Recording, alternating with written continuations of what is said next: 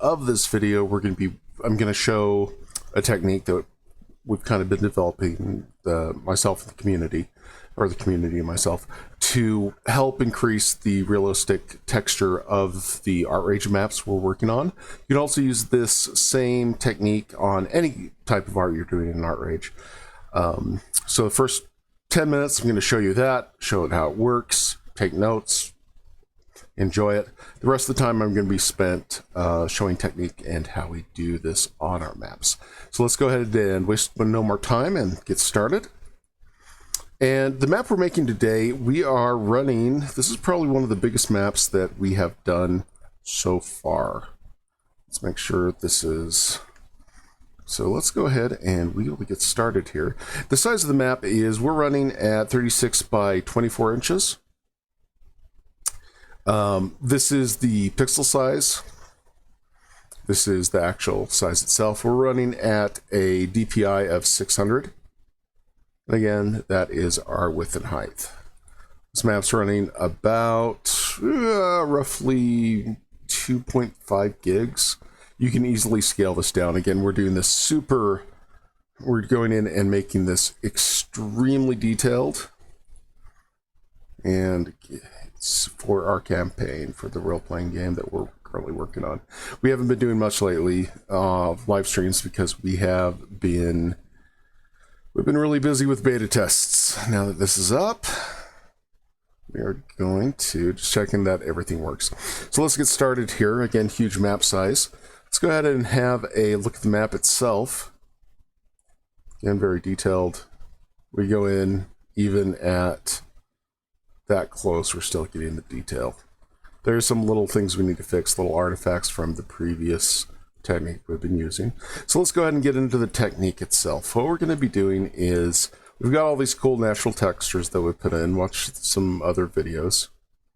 However, we've got a lot of mountains. We got kind of these things going on. So we're going to get rid of that. And I'm going to show you, this is going to take a little time. It's a little scrunchy, to the fact that we are hitting this really hard. And I pray I just didn't crash ArtRage. Again, huge texture. A lot of things going on there. Let's try to free up some memory. There we go. Okay, so this is our texture map. Again, as detailed as possible.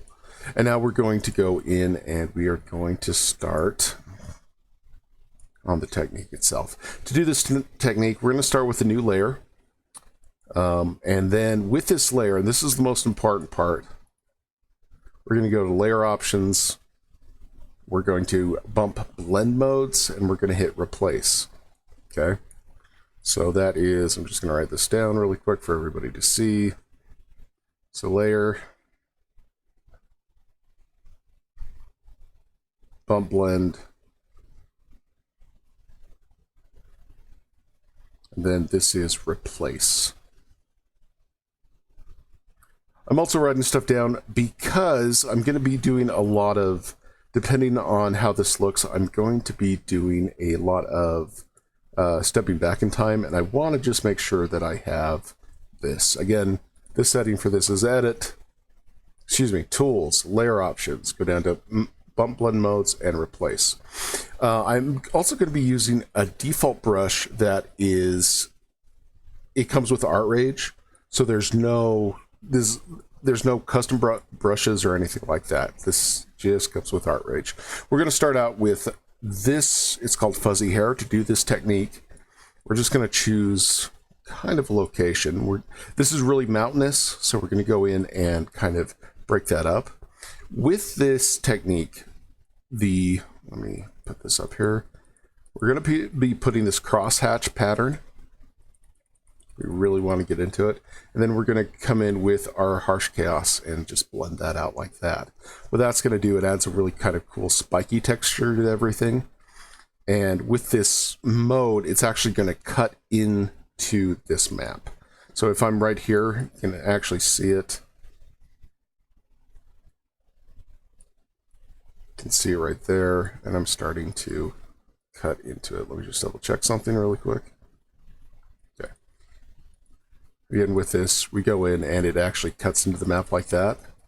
overriding the texture. Now we're not going to do it this thick because that'd be silly, but you kind of get the idea, and you can see it's actually, with that bump mode, it is cutting into the map. But let's go ahead and get started with the actual technique. I'm going really big with this brush for a couple reasons. I want it to really show up quite well. Let's just erase this right here. And once we do that, we're going to go, now it looks like it's going to be very destructive, but we're only just going to do it just like that. Okay, and again, this isn't a layer. We're not actually destroying the texture. We're just going into the layer itself, and we are cutting into it. Once we do that, we'll just use our harsh chaos. Just kind of go over that. And if you already notice, it is already really effective to kind of cut down on those mountain textures. Now we have these cool little valleys. And this is the layer underneath it.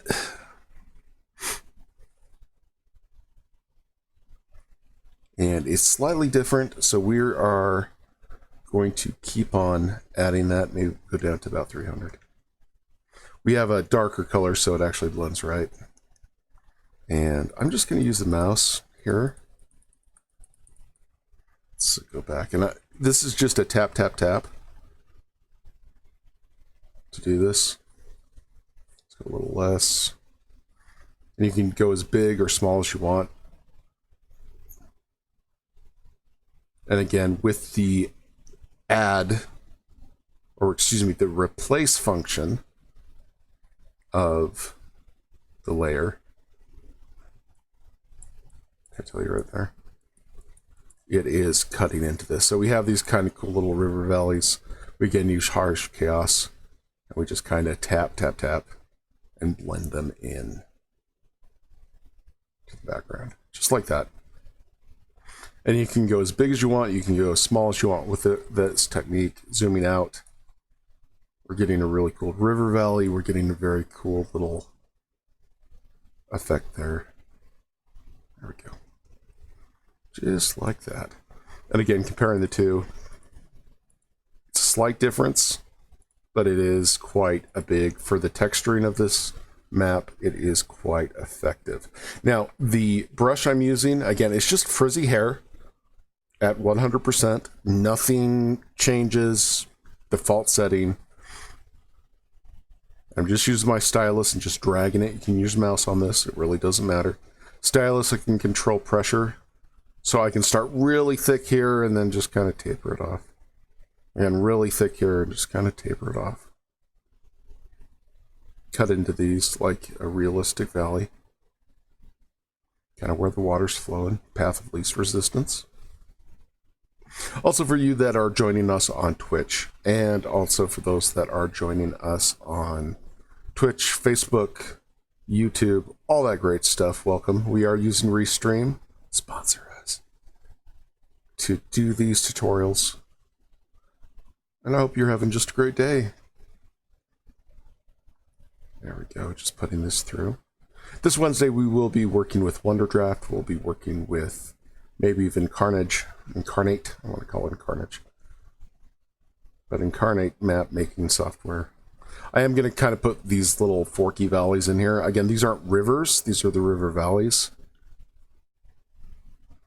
in this area. And again, we got those. We go in with our harsh chaos. The harsh chaos is going to blend it just a little bit better. And you can see us just cutting into those. It's kind of what we do with our other technique, but instead of going in with a eraser or anything like that, we're just creating this in real time. There we go. Just other stuff like that. Other stuff like that. Using the ArtRage's real time.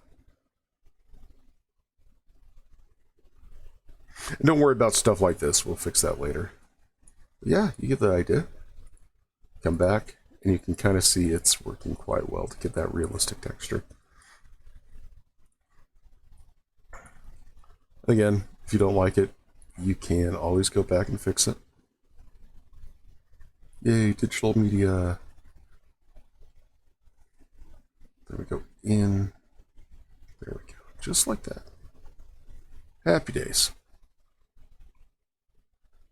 And again, in review, we go to start this out, we go tools, layer options, bump blend modes, and hit replace. So any type of alpha texture we put in this painting, it is actually going to subtract from the texture underneath it. Now, really cool, let's say we, let's say we make one of these river valleys we really don't like, and, it gives us, actually I kind of like that, but happy accident. And we realize that's way too much. Something you can do is just grab your eraser, go into a kneaded edge. Again, round circles to get rid of it. And you can actually go in and get rid of that texture by just erasing it if you don't like it. So really easy to use, really quick and easy technique. I hope this helps you guys. And we're just going to work through this throughout the live stream.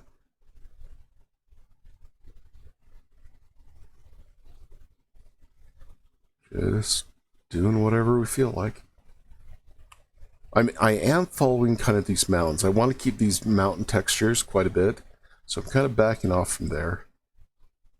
You make this as big as you want or small as you want. Same thing down here. Now this is, like I said, this is for our campaign map for Avant Novus. We sat down and we decided on this map, we being the production team. Me, Drew, Adi,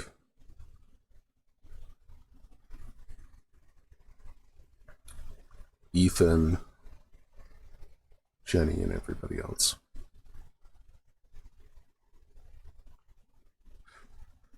And that's going pretty well. That is going pretty well.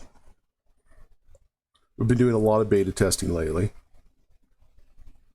Try not to... I have a bad habit of going in and just changing the mechanics and the math and all that in the RPG. But I've been very good about not doing that.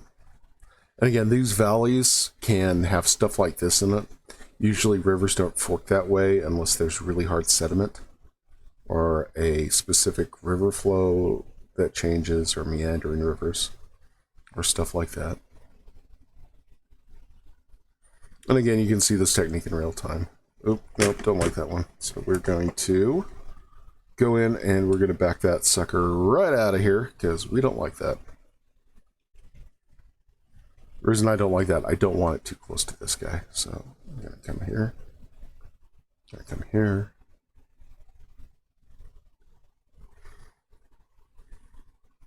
And as we're going, I'm also going to be adding little notes to this map.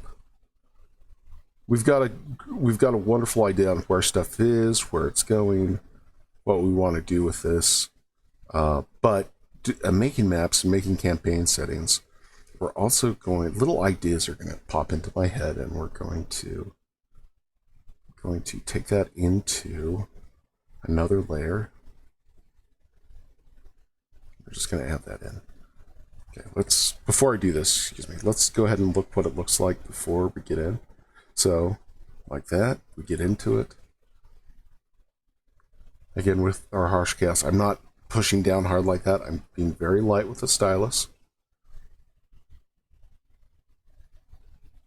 You can do it with the mouse quite easily if you don't have a stylus or don't have a little art tablet.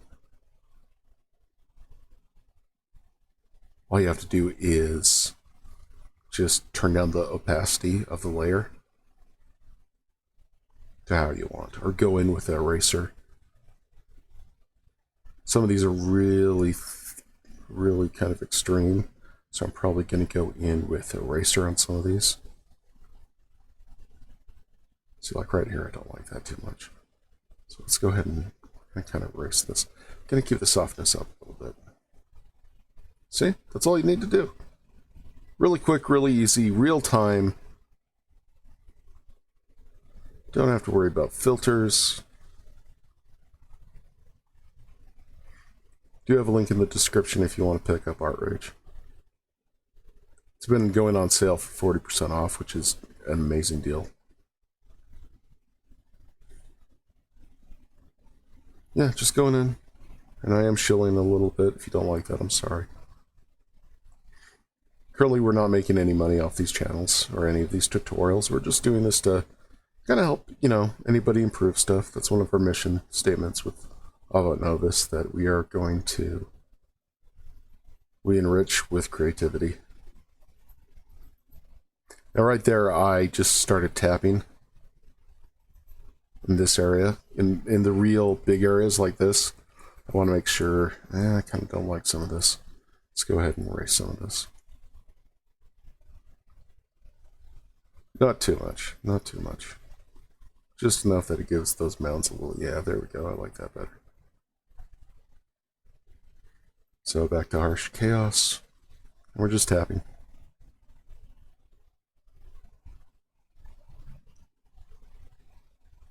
Tappity, tap, tap, tappity.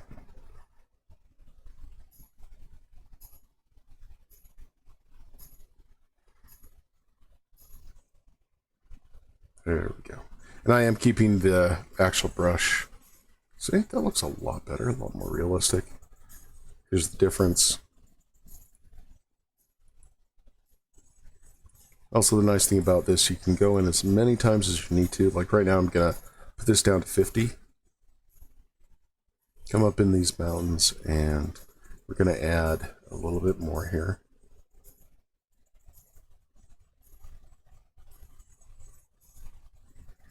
A little bit more here.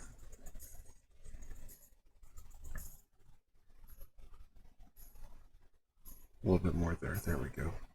Now we're going to come in here, and we're going to move this down to 100. Again, little tiny circles to blend. Compress as hard as you want. Depends on what you want to do. Just like that.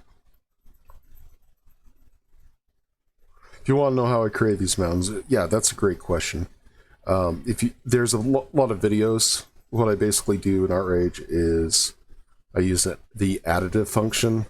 I just slam a lot of paint down on this, and I just build up the size. All right, we're back into it. I think I like this 50% a little better than the 100 for the details. And again, I just might keep it because this is really... I like the variable. I like the different size and the different texture. That's what this technique we've been working on for the last 3 months is about. It's really not... it's just building on the principles that we have used. Oh, it's the alarm. Basic principles. And I think this area we're going to, and let me add another layer. This is going to be a kind of dwarf area, maybe a heavy mining. Got this area right here, and again, I'm using another layer for that. This is going to be a good big commerce and shipping.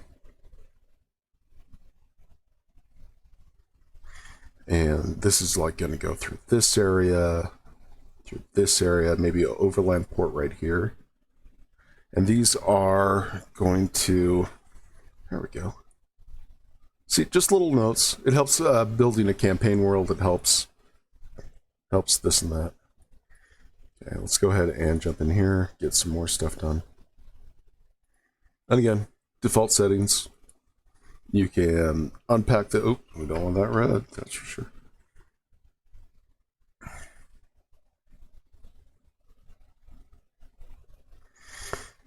That is a great question. We didn't live stream last week for a number of reasons, mainly real life decided to stick its ugly head into our lives and make it a little more complex, but that's fine. You bounce back. I don't like that dark green. Again, little blending, little tiny blending. I'm also going back in the map and like right here, I don't want that. That's little artifacts from our original texturing. So I will go into this bottom layer. Oops, need to lock transparency on that. We're just gonna blend that out. Back to this one. Yeah, we're getting some cool little mountains and stuff like that. Want to do more here, though.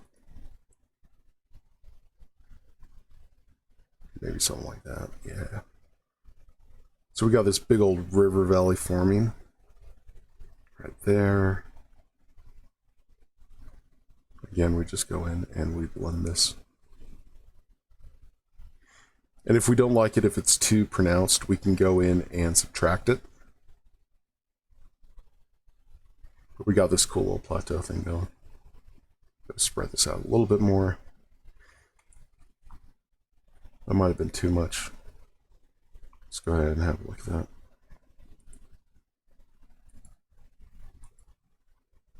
Yeah, that was a little much. Let's go ahead and grab the eraser. We're going to go a soft eraser on this. Take up the pressure a little bit. Maybe put this there. Oop, way too much on that.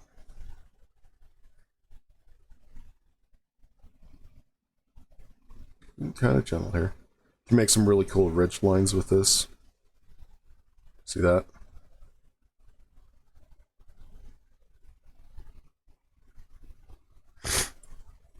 And maybe we have something coming down here. Got a cool little river valley. Just kind of being careful not to go too nuts on this. Let's say I don't like this river valley that I just did. You can go in and erase it using this technique. There you go. Okay, we're back in it.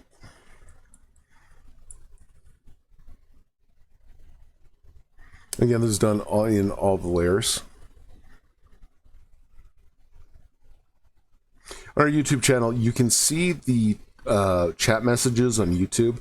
We are on a bunch of different platforms, so I will try, and if we get any messages or if we get anyone with questions or anything like that, I will definitely jump in here and try to answer those. Now this area, let's say I want to do it like rolling hills. I can come in. We're actually going to texture all this place because it's really flat and this is going to be a really rocky area. Well, I don't know about rocky, but definitely. But yeah, we can make hills with this technique. And we're just going to go in and edit. Welcome to the live stream. I'm Dan. We're just working in ArtRage, making a campaign map for a role-playing game. And just chatting. Having a grand old time. If your questions about role-playing, world building, anything like that, love to answer that.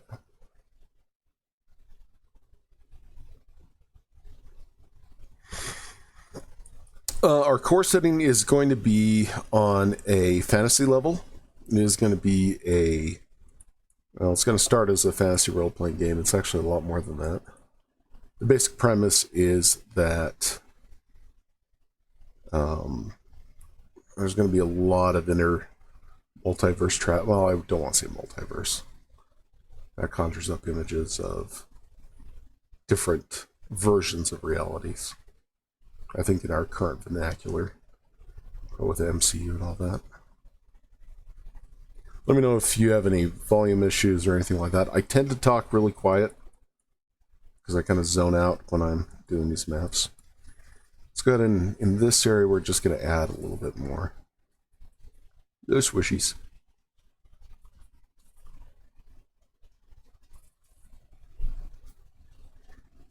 This is also where our rivers are going to be. This is where our... There we go. There we go. Just little swishes. Ryan asks, how's beta testing going for the game, and are you going to go with the public with it? As soon as we get it locked down a little bit more, as soon as we really get a decision on... Because we got a bunch of different versions of the game mechanics. Once we get that locked down, we will be deciding on specifically one of those. And then we'll probably open the beta to anyone that is interested in it. Or anything like that. It will be a closed beta. But we are going to open an opportunity for the general public to get into that. Release date, we're hoping for November of this year, which is actually very, that's our goal. It's kind of we're pushing it there because of all the writing we're doing and stuff like that, but we're getting there. We're definitely getting there. But again, the last couple of weeks we've been focusing strictly on beta testing. Running about 3 or 4 campaigns. I'm running 3 or 4 campaigns. We've got some other people working on stuff.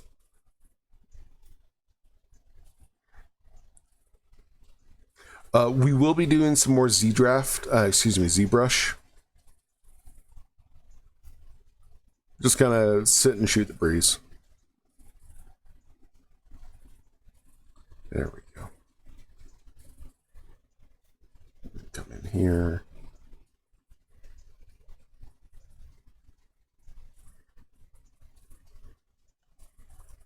Okay, let's back out. Now we're going to go in and blend these. Again with our harsh chaos brush that we love. Going to go actually a little bigger. I'm not getting...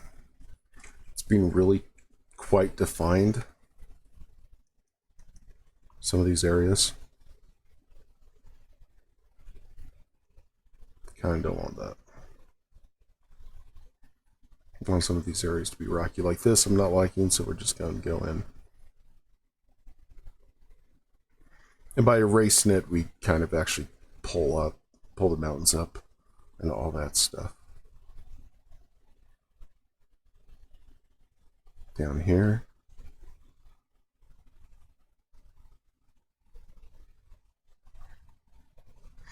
And again, anyone that, with our channels, again, we're on Facebook, YouTube, and any of that. Even if we have 1 to 2 people, right now we have about 12 people watching, so welcome to the various channels that I can see. I don't know if the Twitch chat is working too well with Restream. I hope it is. Hope you guys can see. If you're there, just give me a heads up. And again, if you have any questions, comments, concerns, pleas for mercy or anything like that, please put in the chat. I do read every and all comment. Right now there's not much, but I do try to respond within a half hour to those. We'd love to get some more viewers, but again, we're doing this just for, we've gathered a very specific audience. Kind of likes what we, likes our creative streams. We want to make sure that they're available to people. Like I said, we didn't do much. Actually, I don't think we did a single video last week.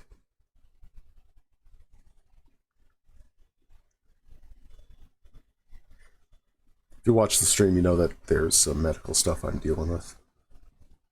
And that tends to derail plans.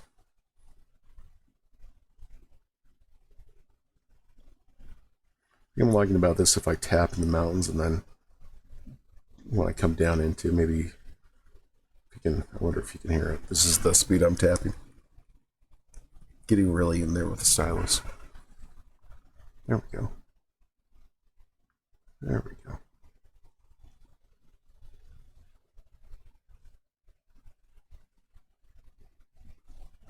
Pull out. Yeah, that's good.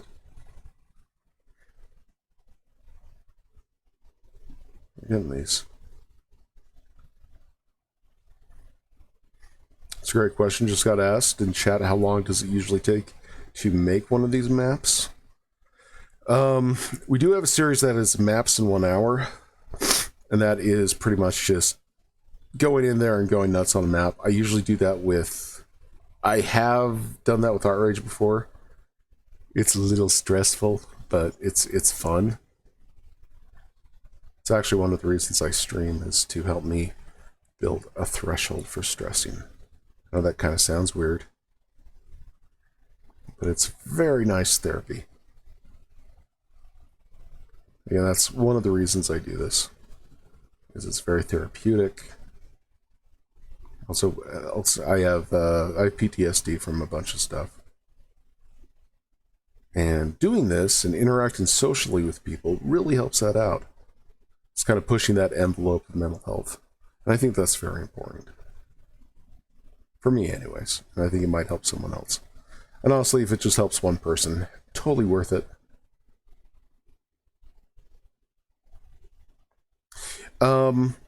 Question from, I believe, our Mixer people is, if we're not getting paid to do live streams, or yeah, I'm making a lot of those incredible sounds.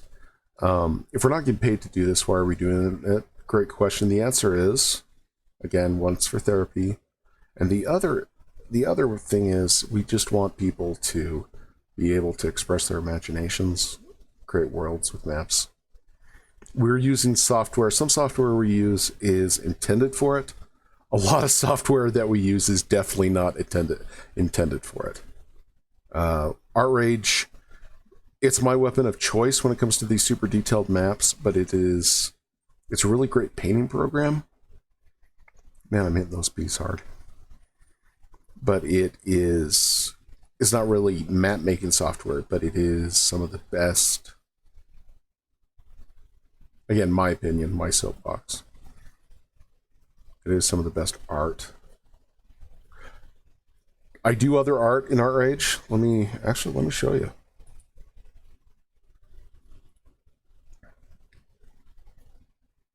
Let me show you what I do in ArtRage.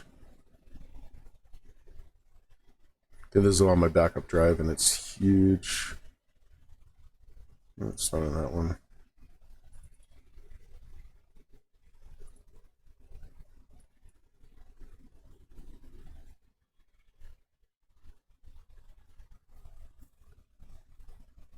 I just dumped everything from my latest. Yeah, this is stuff like that we do. If you go to our webpage, you can see a lot of the art that we do on it. Just generally have fun.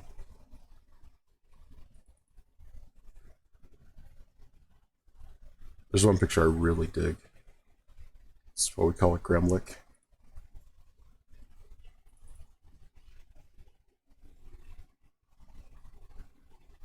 I'm not seeing it. I'll show it another time. If you go to alvanovas.com, you can see all our little things, if that answers your question.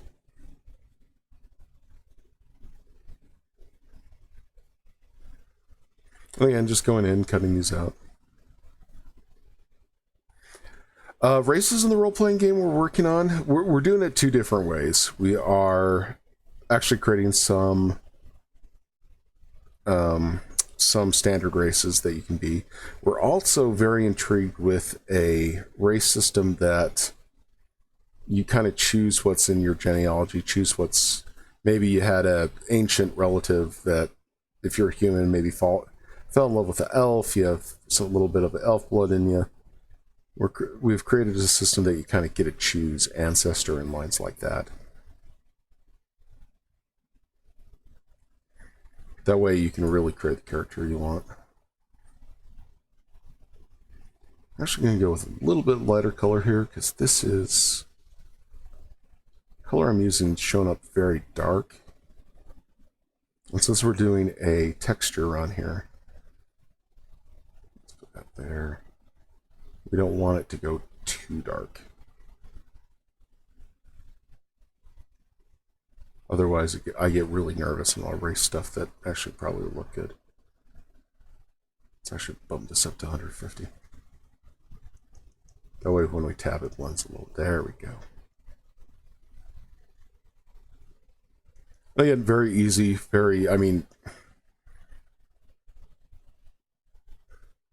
all I'm doing is just sculpting paint. Just layers and layers of paint I put on. Some of this I don't like. Some of this is not speaking to me. So let's go ahead and erase some of it. Show you a good deal of it.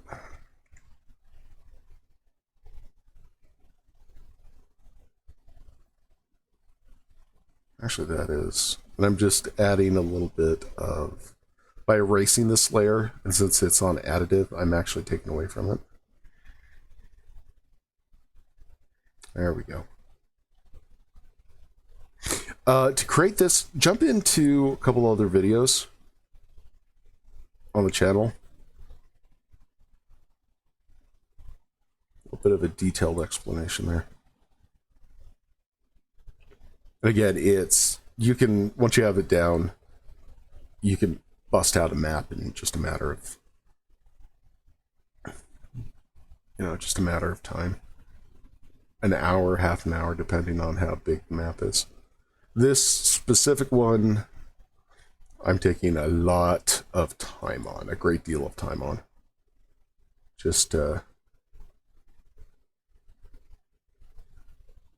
that. That's good. To make sure this gets done right. When we do I am preparing this for rivers. The question was, when are you going to start doing the rivers? I'm actually making the river valleys right now, where the rivers are going to go. I'm just sitting here and just throwing in what I think looks good. That's all I'm doing. Nothing big or technical, nothing too crazy.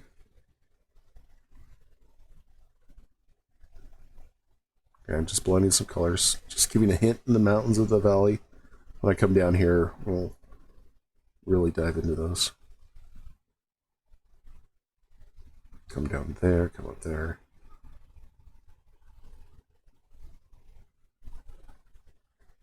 Really quick, what I'm doing, I've created a layer. Let me show you. This is what I've been working on this map. This is the layer I'm working in. This is my underlayer. I'm just adding color and texture into it for the big river valleys. Then I'll go in and add some other stuff. The way I do this is I'm using what we call ArtRage calls it a sticker brush or a sticker spray. And you import brushes or you use their default. Everything I'm using in this is the default settings for ArtRage. No weird import brushes, no weird alpha channels. But go back in here.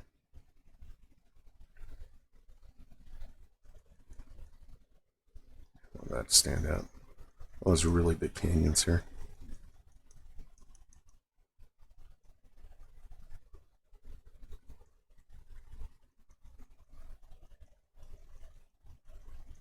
Maybe this is where the people bury their dead. Kind of like Egyptians. In these mountains up here, so kind of these holy sites.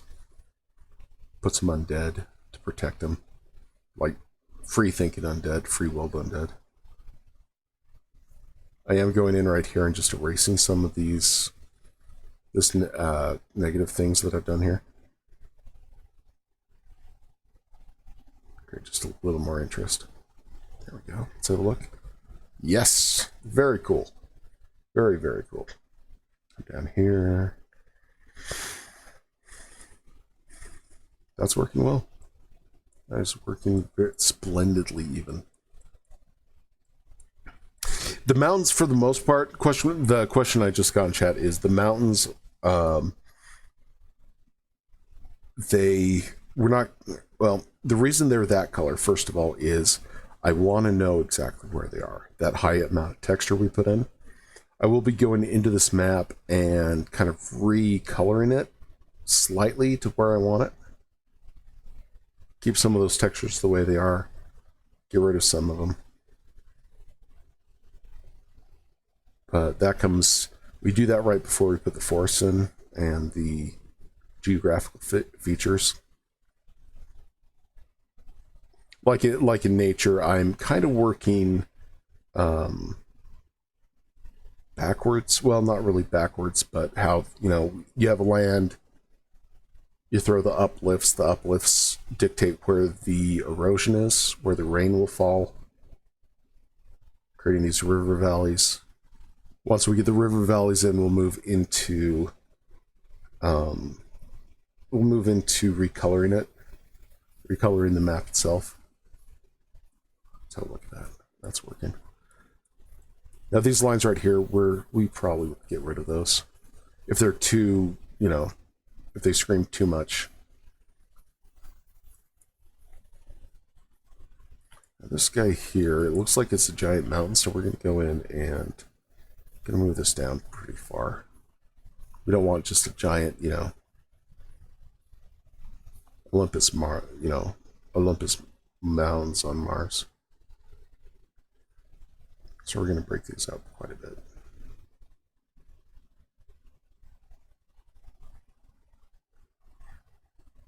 And again, you're just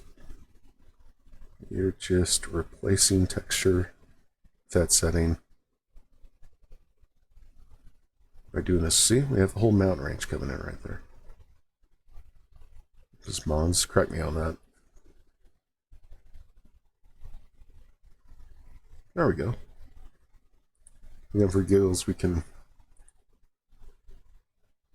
It's just a little nice touch. Just something very refined. Well, I don't want to say refined, but just something very quick and easy. Well, just got a couple emails. That's okay. I'm going to check them. If my family comes first, so if it's from my family, I hate to say that that takes precedence over anything that I'm doing.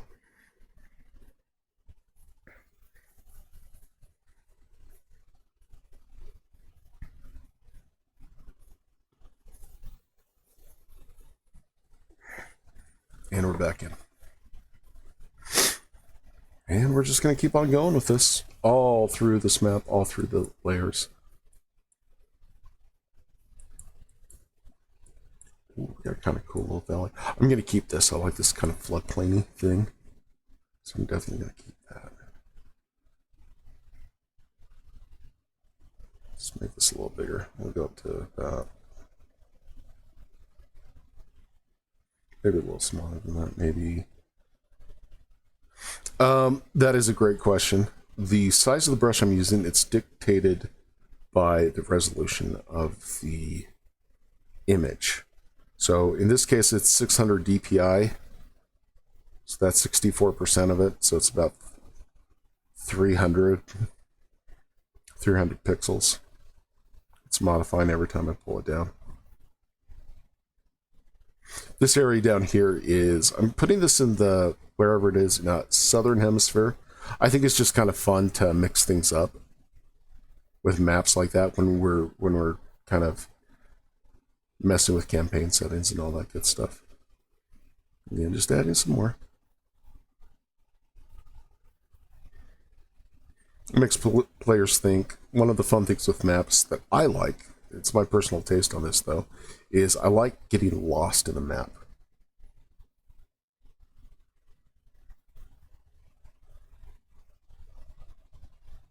Gotta let the imagination run wild if you're doing that.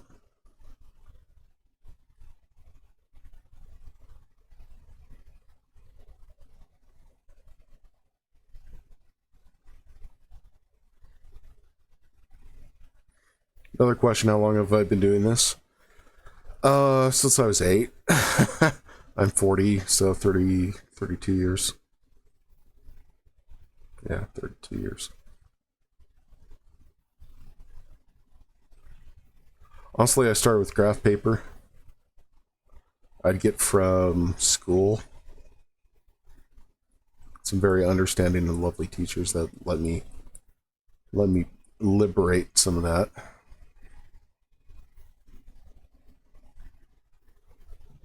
I really appreciated that.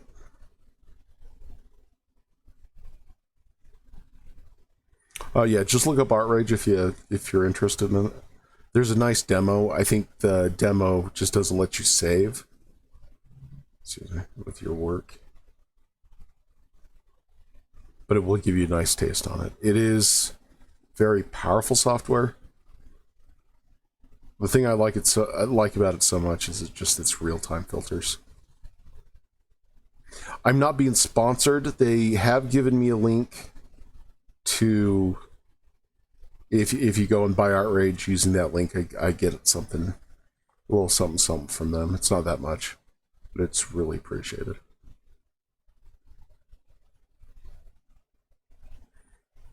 Any little bit of that goes to, we're hiring editors and we're going to be hiring artists. I have a big moral issue with, if someone's going to do something for you, they need to get paid. They need to get compensated, and compensated correctly. So any money we make off these maps, or any money that we will make off any of these videos, it's going straight back to when we hire additional artists, because I can't do it all myself. So we're taking those monies, and we're throwing that back into getting this role-playing game done. The question was, how long have we been working on the role-playing game? Way too long. No, it's been a process. We've definitely gone in and with our beta testing, we got about 8 or 9 people. Let's see, 1, 2, 3, 4, 5, 6, 7, 8. Yeah, about 8 people currently working on it, plus players and stuff like that.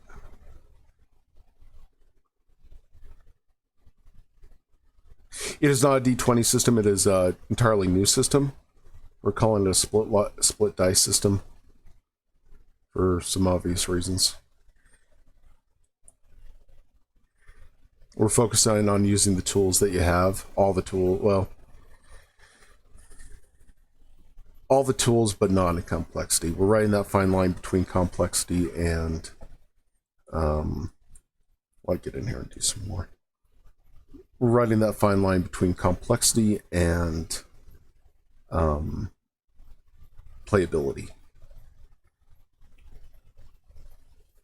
And how we do that is we're starting with, we have 3 different rule sets, or 3 different levels of complexity. Our first level is the standard rule set, and that's just the basic, well, I won't call it basic. It gives options to make any character you want. We don't do classes.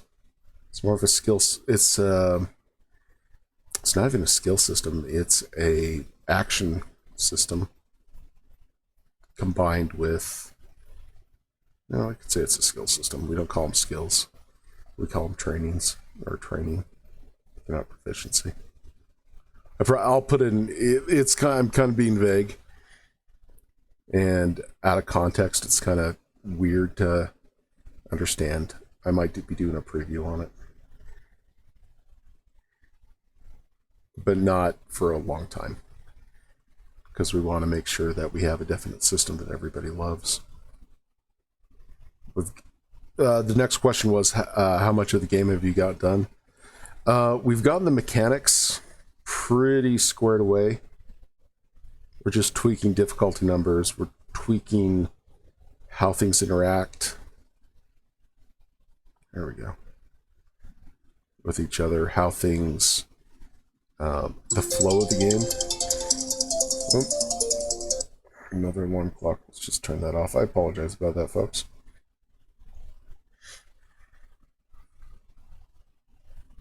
Wow, we got a chatty group today.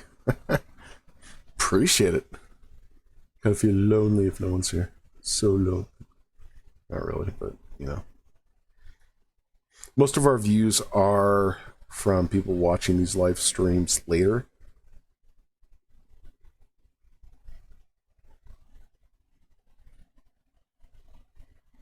And again, any type of questions I'll try to ask. Nice thing is, again, we don't have many viewers, and honestly that doesn't, it kind of bugs because of all the work we put in, but at the same time, it's really, the upside to it is that we are really community focused with these live streams. There we go. There we go.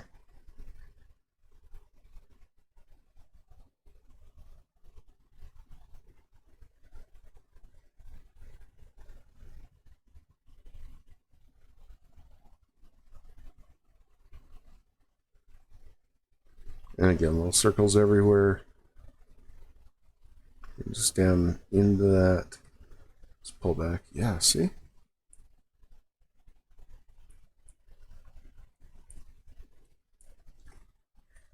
And again, don't fear. We're going to come back and color these.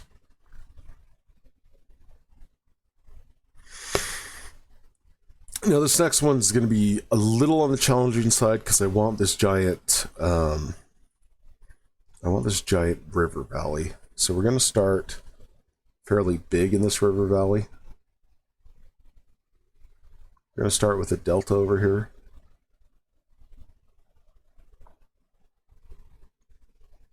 And there's a valley. It's not necessarily where the water's going to be. But this is where the lower part of this is all going to be. And I'm making the tributaries of those rivers and the valleys through these. And what I'll do is I'll come back and I will edit these or just add detail into this. So now we're going to drop to 50, add some little offshoots on these.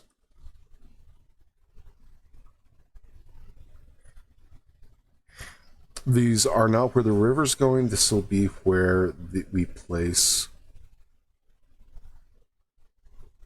the rivers, but these are just low areas on the map. I'm also hitting some of these others. The reason I'm doing that is I'm trying to keep the consistency on the shape of the land in each area.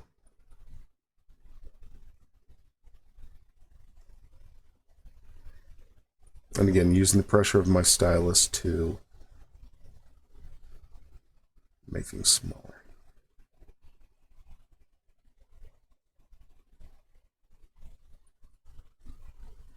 We started the business in, the question was asked, how long you've been in business.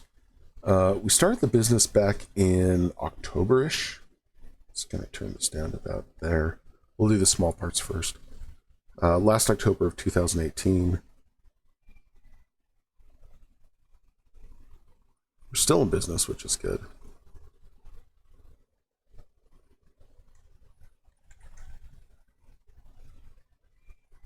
Come in with this and just tap these down. Blend and tap. Do the big areas first. I think that's going to work better than doing the small ones. Do the big areas first. We are going to come in and erase some of this, so it's not so crazy.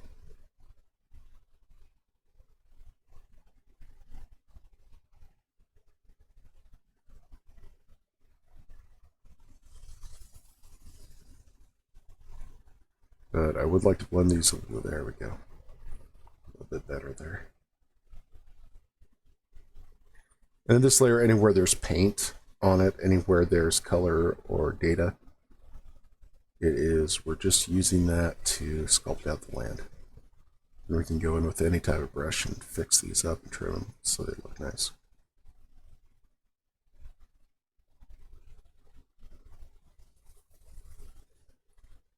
Yeah, see, that's really crazy. So we're going to go with our small brush. I'm just making jagged lines in these, just back and forth. Kind of following the natural flow of where the texture originally. Just like that. Just little tiny things like that make it.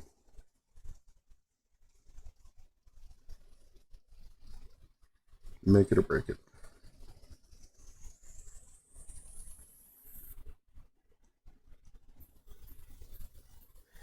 Hardest part of, just got a question, hardest part of making a role-playing game is communication. Same thing with anything. It's being able to communicate to your players the mechanics of it. It's difficult, especially when you're testing, because things change. There we go. There we go. Things change so much.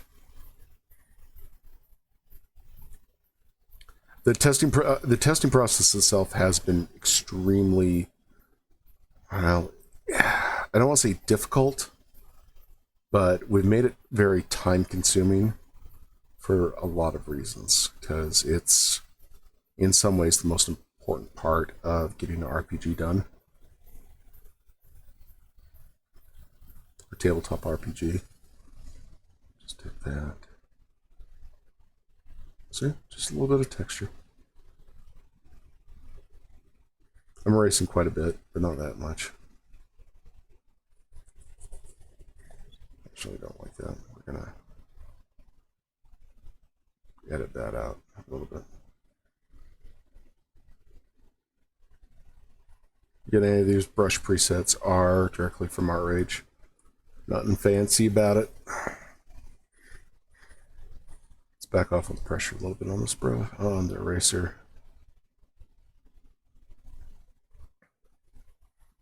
Maybe not that much.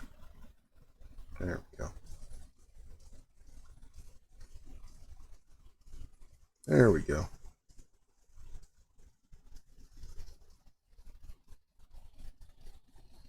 Yeah, they did. On the website. They did do a feature on us. We're contacted by them, by the guys that made ArtRage. Wonderful people, really nice. Kind of amazed they saw that. Well, I was nicest compliment I've ever gotten. Is they took an interest. Just totally blown away. Based down in New Zealand.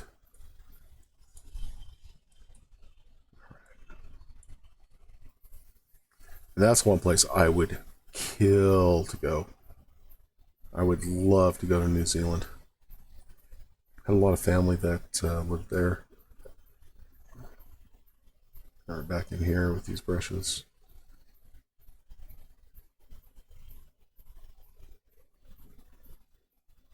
Again, I'm trying to follow the texture we already put in.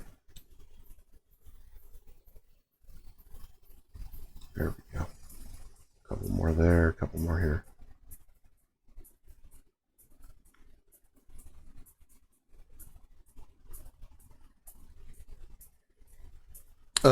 Currently, the question was asked, how many artists do we have working on this? On the maps themselves, it's just me. On the game art, we have two people. Me and my business partner named Drew does a lot of the rendering on the 3D models we make, the miniature models. That is something when we got going, we just said, yeah, we want to do models, we want to do miniatures. The reason why we're doing a lot of the critter art, the creature arts, is that we feel well, first of all, we can reuse the assets. We can repose them and stuff like that. Add a cool filter onto them, make it dynamic, have them interact with something else. It's kind of what, if you've seen a splash screen in a video game, best example is like on Warframe or another video game or like Skyrim, they did the same process. We kind of decided that was really cool and we wanted to follow that. Get a brush, eraser brush. Come back off pressure. I think, let's go 22 on that. Yeah, there we go. Just a little. Just gonna mix it up just a touch. This guy up here, don't fret about that. Let me show you what it's gonna look like once we're done. Oops, don't want to do that.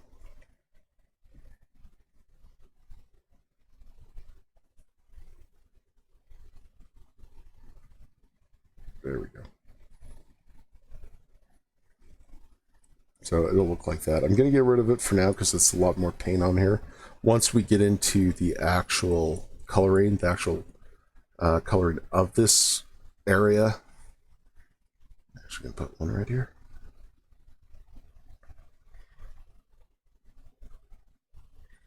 We'll be recoloring it, making sure it looks good.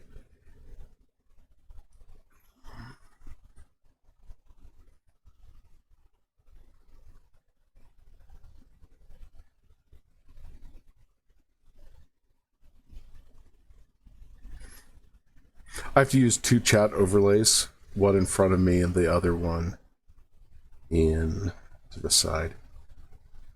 We tried using a chat overlay in when I was working with ZBrush and it just didn't work for various reasons, so it's all good.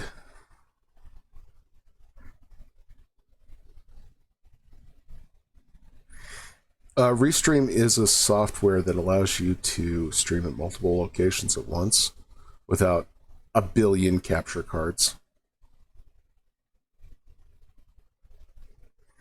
You just put all your information for your different streaming channels. How everybody's doing. And with those streaming channels, you can just broadcast different places. We chose 4 because we got the most views out of it. To be 100% honest, anywhere we got any views, we kept it on. We're running 4 or 5 right now.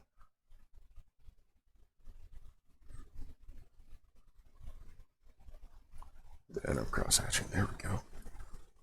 See, we're doing really, it's going really good. Really, really good. Gonna increase this to about 250, and we're gonna blend this area down here a little bit better. It's kind of, Yes, that is a technical term for map making. Me. Come back to 100, and we're back in. This area down here is going to be the cold area, the northern Canada, stuff like that. Bill, how are you doing, sir? Good to see you. Bill Hollywood, everybody. I'm doing better. I'm doing good.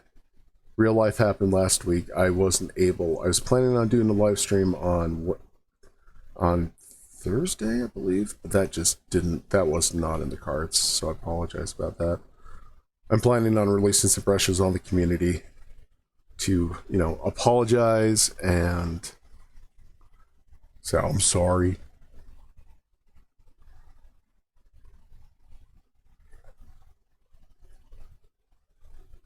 But, family stuff comes first.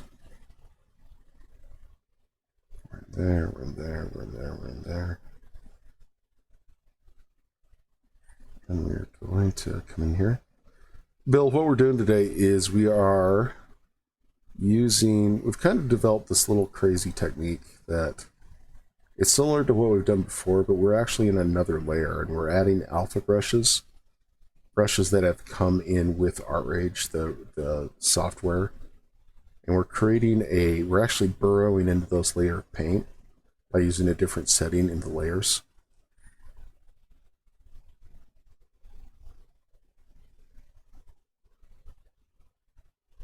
There we go.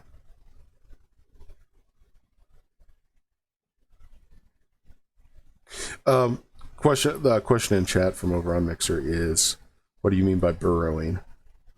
ArtRage has a real-time rendering when it comes to embossing, when it comes to a lighting system. What that allows you to do is it reacts just like a layer in Photoshop that uses negative colors like black and white to create an embossing effect, but this is all in real time. The whole purpose of ArtRage was to create, there we go. Let's pull back there. That's awesome, Bill. It creates real time, oh, way too big on that. It creates a real-time pattern, well, real-time imagery, and has paint behave like it would if you're doing a standard medium. My background is in scenic design. That's why I kind of started with ArtRage in the first place, because I could use it for applications that I'd usually need like oil or anything like that. That's a lot cheaper. There we go. Yeah, Bill, I'm glad you picked it up. I hope you're enjoying it. It is... I like the learning curve on it, if that makes any sense. It's very much a hands-on learning curve instead of trying to figure out menus and trying to figure out where stuff is and fighting through settings and stuff like that. My biggest happiness with ArtRage is you just sit down and do it.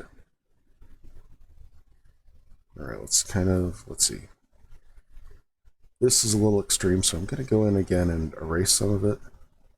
Since we're using an additive layer, it just looks like I am Let's get really in there so you can see. Oh, we got some artifacts that we don't want in there. Let's go to our layer underneath it and get rid of those.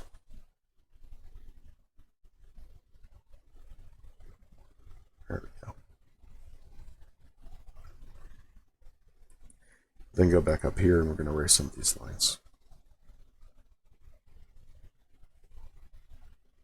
I'm in the wrong layer. Oops.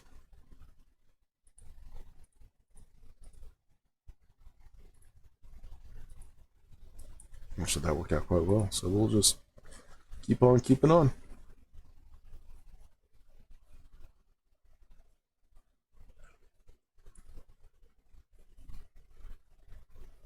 Yeah, I know. It was like 40% off or something. It was great.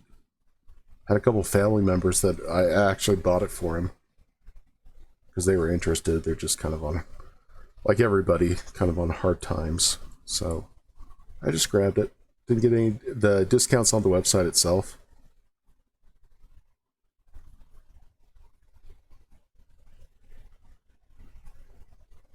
You got a great community. You got a great YouTube community.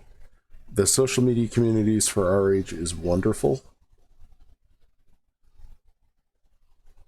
Of course, all the Nova's community is better. No, I'm joking. Well, kind of. We've got a really cool little community. Hasn't been too active lately due to people have been busy. But we're going to start that up again.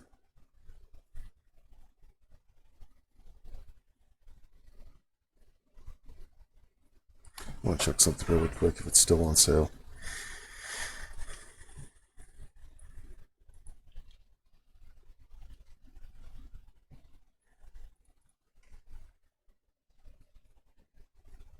No, it's not on sale. You're gonna wait for a sale. They'll probably do one in probably near fall. They did a huge spring sale.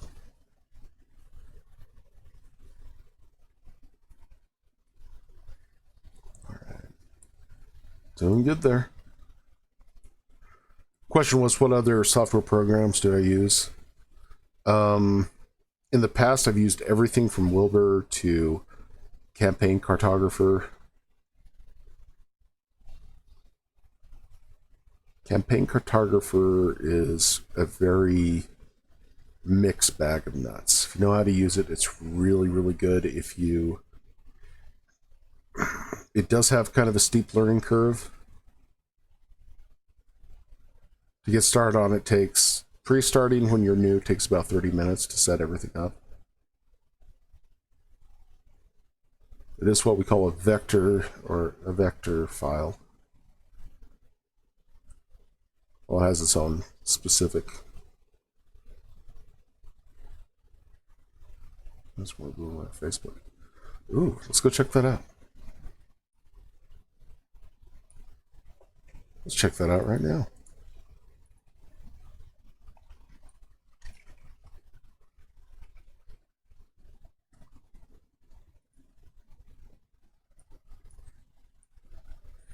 Ooh, like this. Is this what you're talking about? Let's see if there's another one if it's the same place.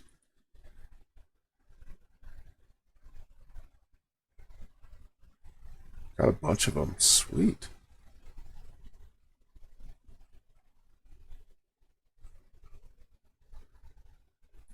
I'll have to jump in those. I'll keep that up.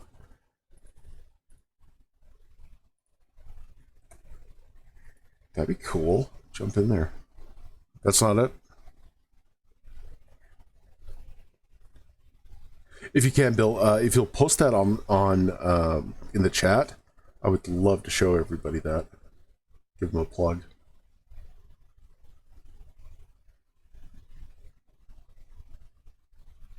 Okay. Yeah, if you'll drop me a link just on the socials, I will definitely check it out.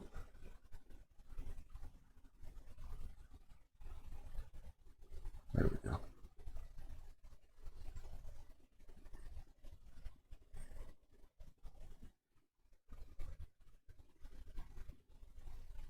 this area, if you can see right here, this is an area I actually went in and colored. And what I'm going to do is color every little mountain thing there. That was just a demonstration on kind of the process I use. Once I get done with these textures, I might go in and there's some really cool stuff that I want to keep this color. Kind of the orange and the browns to show a height.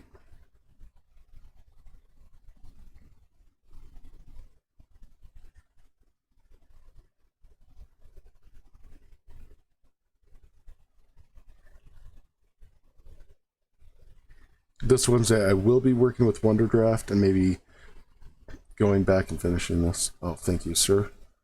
Is it okay if I share that in...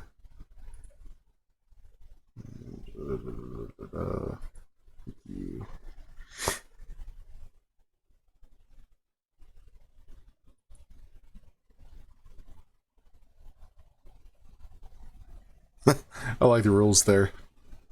Gonna throw this up. Right. Probably need to get permission first for Bill. 1 second, folks. Okay, sweet. Oh yeah, I've seen this guy before. He's on like... might be a close group. But yeah, this guy is amazing. The person that did this. That guy is absolutely... I'm gonna see if... yeah, I'll write those later. See if I can join that group. It looks great, though. Thank you so much for sharing that with me. Yeah, I'll definitely... yeah, I'm very interested. Oh, no, let's not go 500. Let's go about 250. Very interested in that.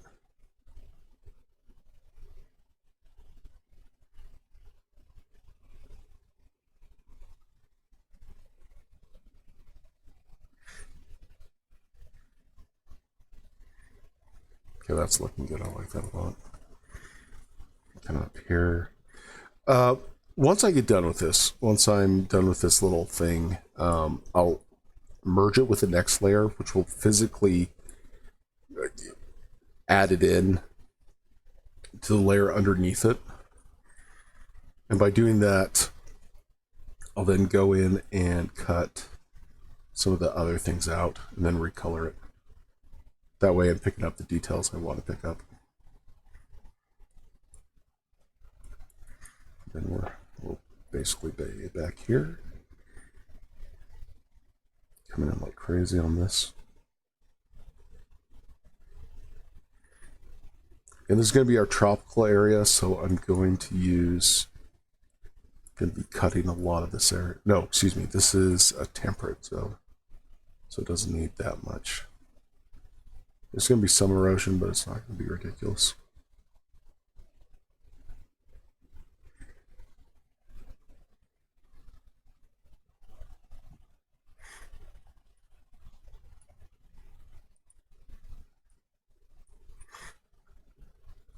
Again, I had another question is, this is not map making specialized. This is not software that is specifically designed for map making. It's awesome for map making and I really enjoy it, but it's not anything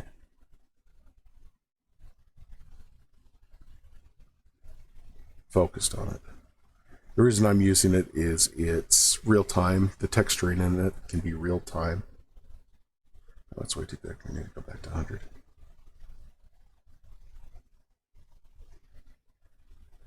There we go. Something I have been playing with, you can actually create time lapses and recording scripts. You can record what you do and how you do it in ArtRage. So if you're like planning out a big picture, and you can actually go in and you can either record the different tools you use, or you can record pretty much anything you see on screen.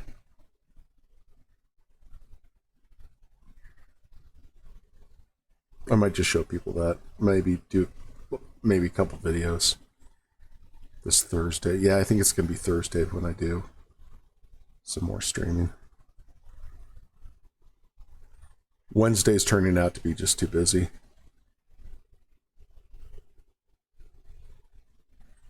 Well, we'll see. We'll see. I don't want to promise anything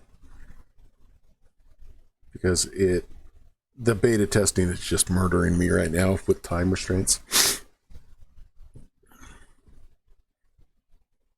And yes, I have allergies.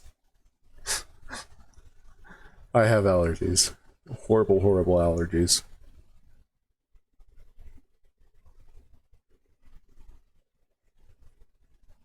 Surprisingly, I am in Salt Lake City, Utah. Actually, just a little, well, it's not a little town. It got about 200,000 people down here. Just south of it by, 35, 40 minutes. Depends on how fast you drive. Me, 40 minutes. My wife, about, 20 minutes. We're up in the mountains, so we get there's a lot of hardwood trees that have been brought in. When the settlers moved into this area, they brought a lot of hardwood trees, and it's very much an area where it's landscaped and it's very planned out. But unfortunately, it's a tree called a Russian olive that just murders me, and we got just a couple where I'm at right now. About 3 years ago, we were in an area that we just had to move out because it was just killing me.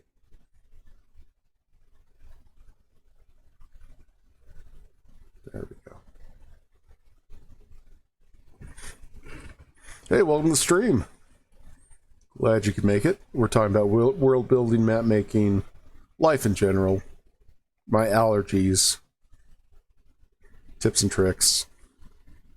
This area here, we've got a couple areas that kind of this land bridge that I kind of want to focus on.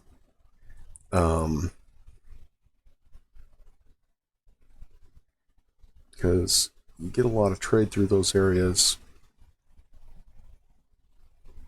So when I do those, I'll put some big cities there that control those little outcroppings. And again, let's say I'm doing some of these and they look too big, or they break up too much. I just go in with the eraser and just erase some of that area. Also, Bill, I will be Bill's one of our members of our community. He's a great guy to work with. He's a great guy to hang out with. And I'm not just, kissing butt here. Maybe a little bit, but I mean it. Bill, I'm going to throw some brushes in the ArtRage community, especially a lot of the ones I used in this. I'm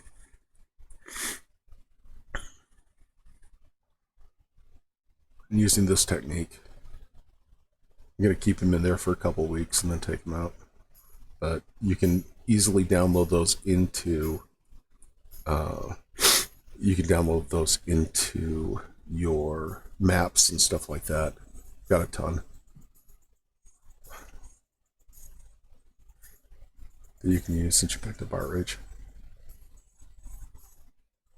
Again, anytime you need them, just let me know and I'll throw some up.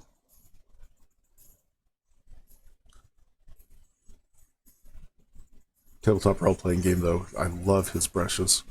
They're very exact, and I don't know if I used any on this map because I wanted it to be, since this is going in a role-playing game, I don't feel that he's down in wonderful parts of Europe taking pictures this summer.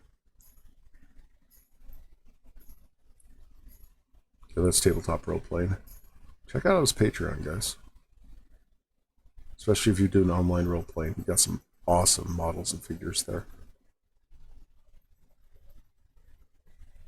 I'm actually using those in the beta for the game right now. Use Roll20.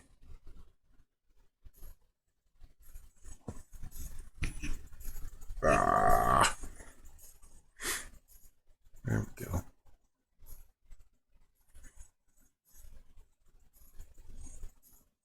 Yes, I have added my picture to the stream. It's new. Had some requests to do that. It's not covering any of my settings. We've gotten a little bit of a bigger following on Twitch, and we had some requests to do that, so might as well, right? No skin off my back. Well, even if it was skin off my back, I'd do it anyways. Back into this.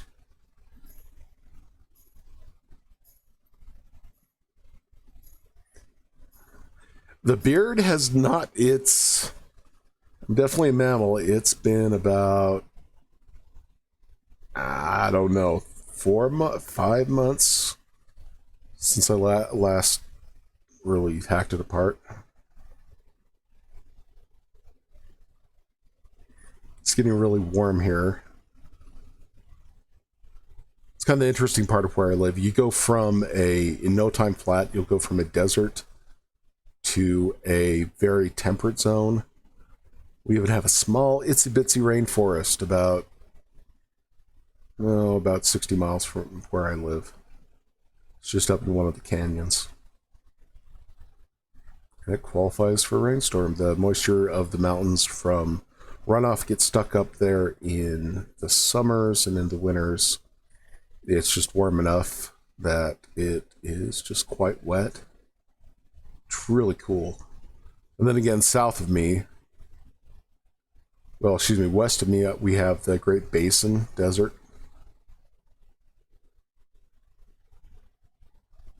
I am looking. Yeah, I'm. Oh, in that case, I might not shave it because that's actually kind of cool. Kind of like the scruffy thing going on. So back off there on the pressure as I push my stylus into the grave. See, right there, I'm making a lot of canyons, which I really dig. Let's go ahead and look at what we've done so far.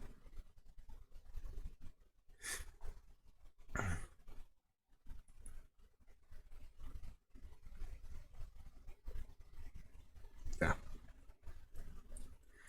It's a fun little technique. I hope it really helps. It's just another way to use ArtRage and what you're doing.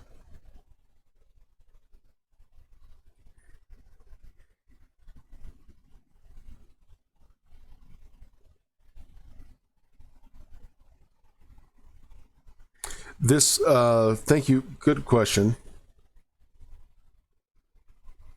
Zugi358 has asked if I'm going to put this on Drive-Thru RPG. No, not yet. This map is strictly for our campaign setting. When we use this map, it will be probably around September. We hope to get this, we really are hoping to get this published and in the works by September. What we're going to do is we're going to get the game done, we're going to get the writing done. Our first process is hiring a professional editor, and we have a technical writer on staff. She's also known as my wife. So I pulled her in, well, to help with that. She does that for a living. Our technical writer. But first we're going to send it to an editor. We've got a couple lined up that we're taking a really hard look at. A couple that have helped us with the beta manuals. That'll be the first step. Next step is get as much art in it as possible. Once we do that, we'll probably start a Kickstarter. Once we do that, that money is specifically going to hire artists. Because and like I said before, I absolutely loathe and despise the way artists are treated, like illustrators and stuff like that. And I think they get shafted a lot of the times. People claim it's exposure, but I Don't like that. Even if it's for exposure, people need to eat and live. Mainly because I've been in that situation before where I've been doing stuff for exposure and that never works. It might work, but it's not ideal. This area here is going to be a very large desert area. Let's just going to add that sample, make sure I don't lose it. I'm in a higher level note level. Where's my mouse? Okay, so this is, again, this whole area right here is desert. Probably move it over into this area. Let's make that a little bit bigger. Yeah, this whole area is desert. And of course, that moves into a tropical environment. And this is going to be my big jungle area. So we're going to put a lot of detail into that. All over the place. And yeah, for world building, this is pretty much, if I get any ideas whatsoever on stuff I want to put in while I'm doing a map, I just create another layer and throw it in there. We've sat down and we've had some brainstorming. Something I find that's really effective to do when creating maps or anything like that, or creating a dynamic kind of world build. We'll start with a campaign map, slowly build that up. In the meantime, if players have, we really encourage a lot of players to think of some really cool locations. And we'll set those up, but not keep that in the map itself. We'll keep that kind of, we just take notes of it. Because we then will find places on the map that those points of interest would naturally be in. And once we do that, we come back and we start fleshing out the world with that. But again, it's kind of an organic approach. It's very much a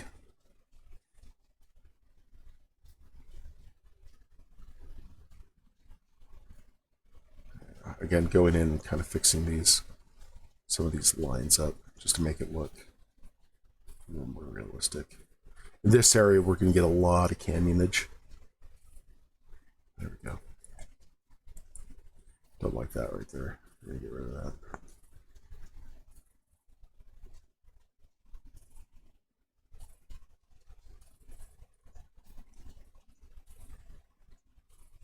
In desert regions, you're going to get a lot of sediment buildup, and you're also going to get a lot of, especially depending on, oops, not that. Definitely not doing that. Whoopsie, dopey me. Go back to our color there. You get a lot of meandering rivers. So you have a lot of sediment moving down in the low parts, like right here. I'm putting a lot.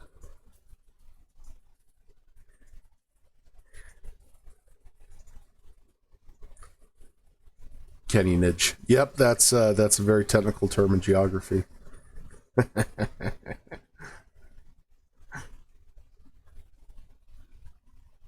Well, it is now. This is not theoretical physics. Watched a video on that with deGrasse Tyson. Laughed my guts out. Some of the terms they use. They just use very descriptive terms, like if you fall into a black hole, it splits your molecules and atoms up, and they call it spaghettifaction. You basically get turned into a spaghetti noodle. Alright, still going strong here.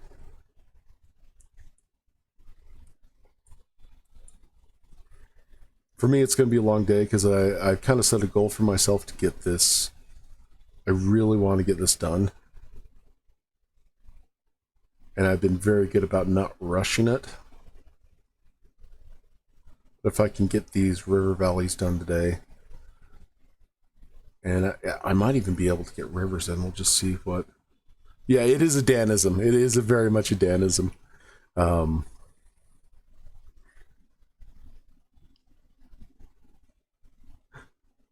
Spaghetti faction. Thank you, Bill. You know what I'm talking about. That's why we like Bill, guys. He knows his stuff.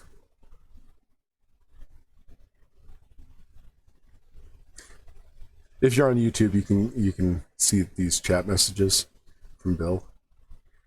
If you're on Twitch or on any other platforms, watch the video.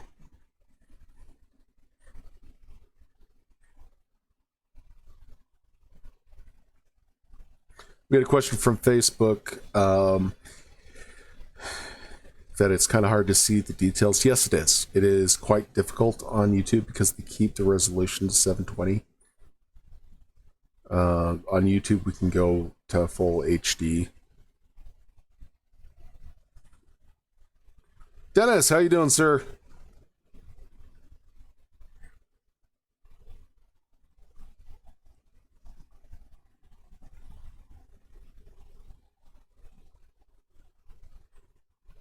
I hope it's a sir. Yeah, I'm kind of, if I'm wrong, please correct me. Pretty sure you're a sir. Kind of got this cool little river valley thing going on here. Going to go in and erase some of it. Spaghetti.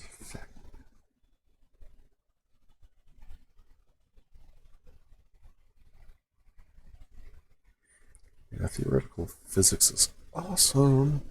Let's back off the pressure a little. I think this needs a little more. Oops, not that. A little more harsh cast. Break that up a little bit. There we go. For those that just joined, especially from our community, what I'm doing, this is a good time to do a quick review. I'm cutting into the mountains, cutting into the landforms, but in a very specific way. And let me show you what I'm doing. I'm using the sticker brush, and I'm using the fizzy hair sticker. And again, those are my settings for this particular brush. This is again the default. Nothing crazy or intense there. And I'm basically drawing these little squiggles with this brush. And what it's doing, let's say if I was at 500, let me bump that up. I'm basically making these little cross hatches everywhere that go up into the mountains. And then I'm taking the old harsh chaos. And I'm kind of blending that in. And again, that's a very extreme example. But you can make really cool valleys like that. The key is... Oops, I just killed that layer. My bad. The key is the setting on this, instead of an additive or a maximizing on the layer itself, we're actually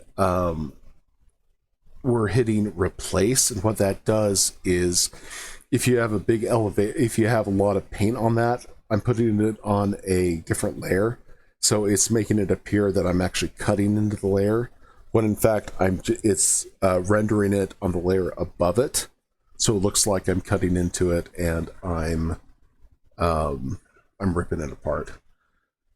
Here in a few minutes, I will have to save this. In order to save this map, this is the biggest map, pretty much the biggest map I've ever done.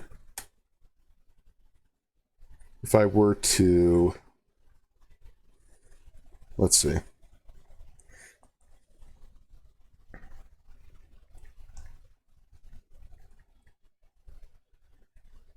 You could easily blow this map up into standard resolution at 18 feet. We're going to let ArtRage work this out. I accidentally Control-X'd this layer. So we're just going to sit here and wait for that to load up. And wow, I am looking a little on the demented hobo side. So, yeah. Got to get this thing under control. Trim it up a little bit. That's okay, though. We're just chilling and waiting. Yeah, don't want to grab early up. So Dennis, Bill, how are you guys doing? Anybody else in chat? Eaterin397. Welcome, Eaterin. We're just waiting for the... We're just waiting for stuff to load. Oh, both. Yes. I'm in the process of hoboification. Dr. Pepperism. It's good stuff. Yeah, real life. Real life is getting to me. I forgot who does this. He's on the Fantasy Builders. Sage's Forgotten Realm. Ooh, Planescape. That is by far my favorite. That and the old Dragonlance setting way back when is my favorite settings. Campaign settings, anyways.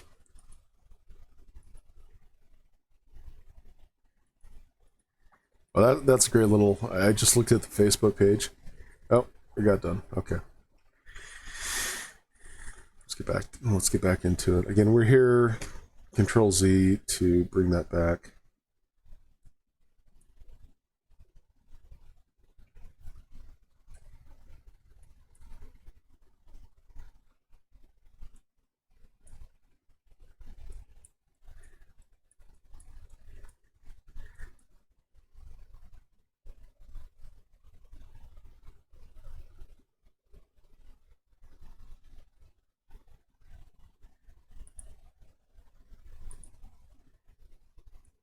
I think I cleared out the entire level.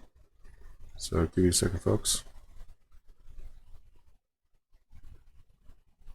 There we go. There we go.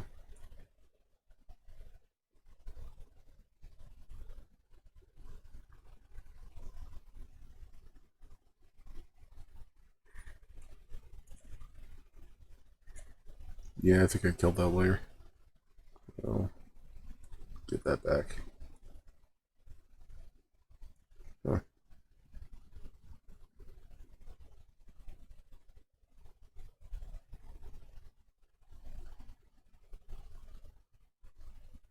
This is why I need to save more.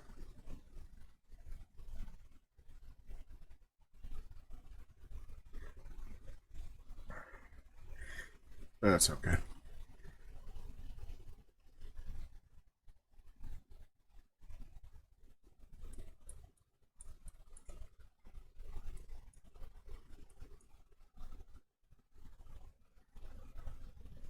Well, thanks. Thanks, Dennis. We appreciate that.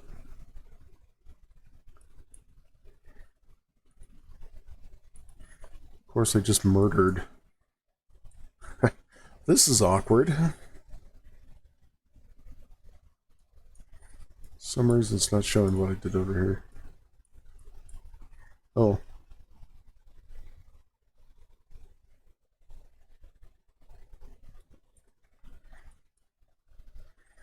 Yeah, nothing to lose sleep over. It's there. It's there. It's just really light right now.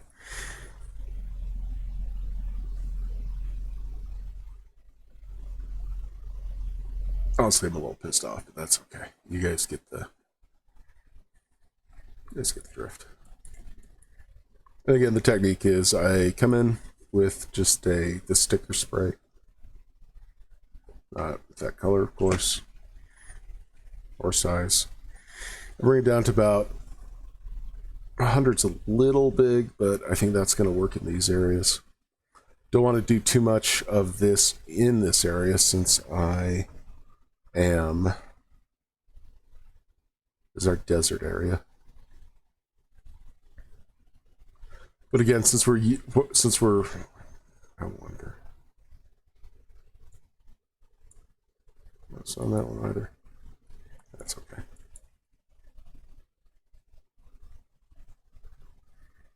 You can go in, and if it's too much, you just run in with just a eraser. You can really lightly edit those out. You can make kind of this canyon thing. There we go. We're back up here.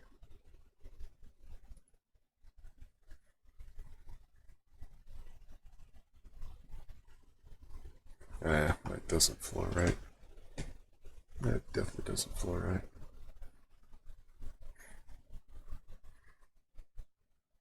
There we go. Back in there. Oh, close my chat window. Oh, I'm sorry. Sorry, Bill. Yeah, I really need to give up the Dr. Pepper. It's a problem.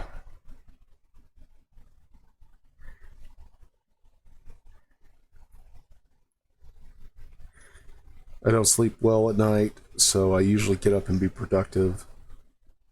I'll grab a can of Dr. Pepper so I'm not groggy, and of course that doesn't help with the sleep issues.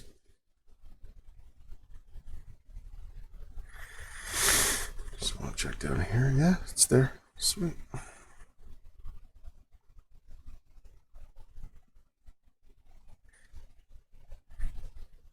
Just back in here cutting away at this.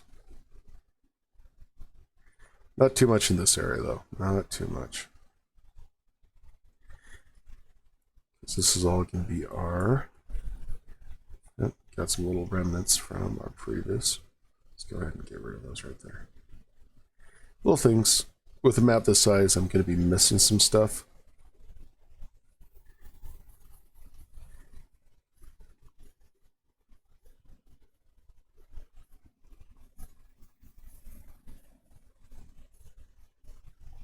Yeah. Problem is, I get up and it's a horrible habit of mine. I like being very productive. And of course, I have a horrible habit of being very much a workaholic, which is very bad.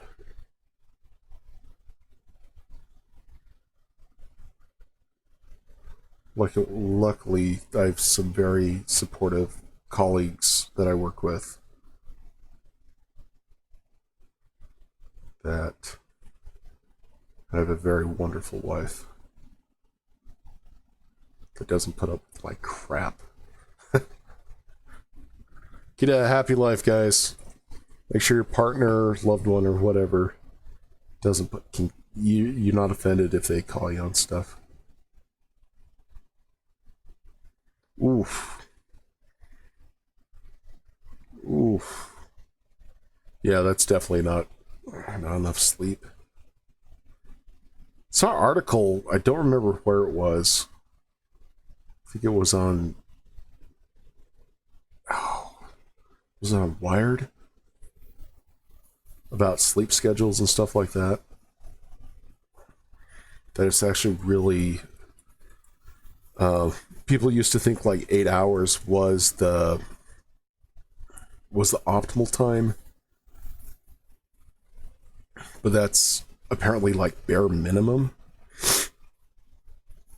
I remember when growing up, I had a dad that was just, he was a ranger. He was actually a forest ranger from Alaska, worked for the Fish and Game, and he'd only get 5 hours sleep at night. That was tough as nails. Of course, now I'm, go through the same thing. But yeah, no, 2 or 3 hours, that's rough. My gosh.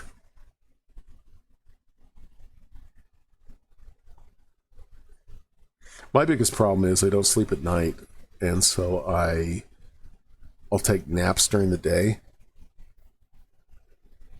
And that is very much not conducive to my health.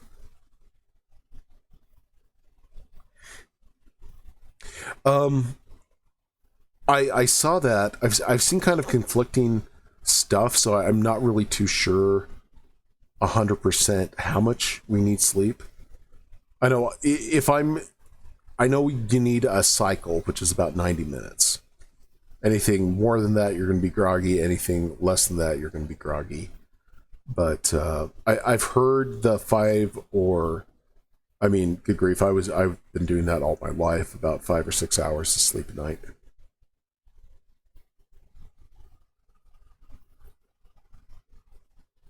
And I've been,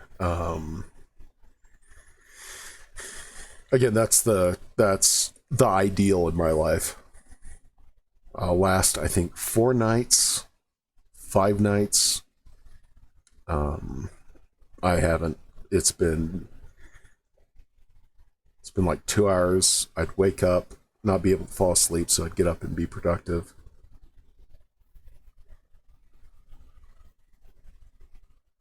My wife's not happy about it though, even though, well, she is, because the best way I deal with, I have really bad PTSD and anxiety. So one of my best things I found is getting up and cleaning. I love to clean. So I'll get up in the middle of the night and just, very quietly sort stuff and clean out cupboards and other things like that. But it is not good for my health. Get back in here, come down here, come up here. This is going to be our tropic area. We're going to have a large mountain belt in the middle. I wonder if that's even a term. Mountain range is probably the correct term. There we go, we'll split off. Yet I'm making river valleys and not. There we go. And not the rivers themselves. Just making where the sediment has eroded. We're just getting ready for the river part of this. There we go, that's looking good. Gonna add some more little wet areas here, come down. And with this, again, I'm putting layer upon layer, subtracting stuff and erasing stuff.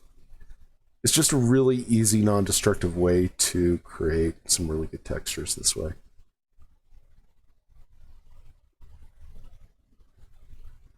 Again, going in with my harsh chaos.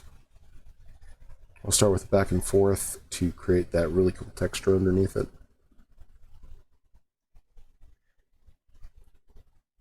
And then to blend it where I want it blended, I will go in little circles. As you can see with this, I'm just going back and forth with the stylus. I know it's kind of hard to see, but you kind of get the idea.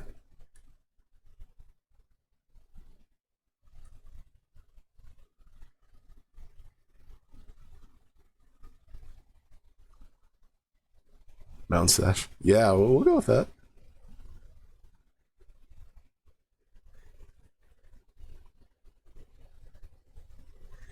I'm going to come in and just kind of very gently erase when it gets into these high parts.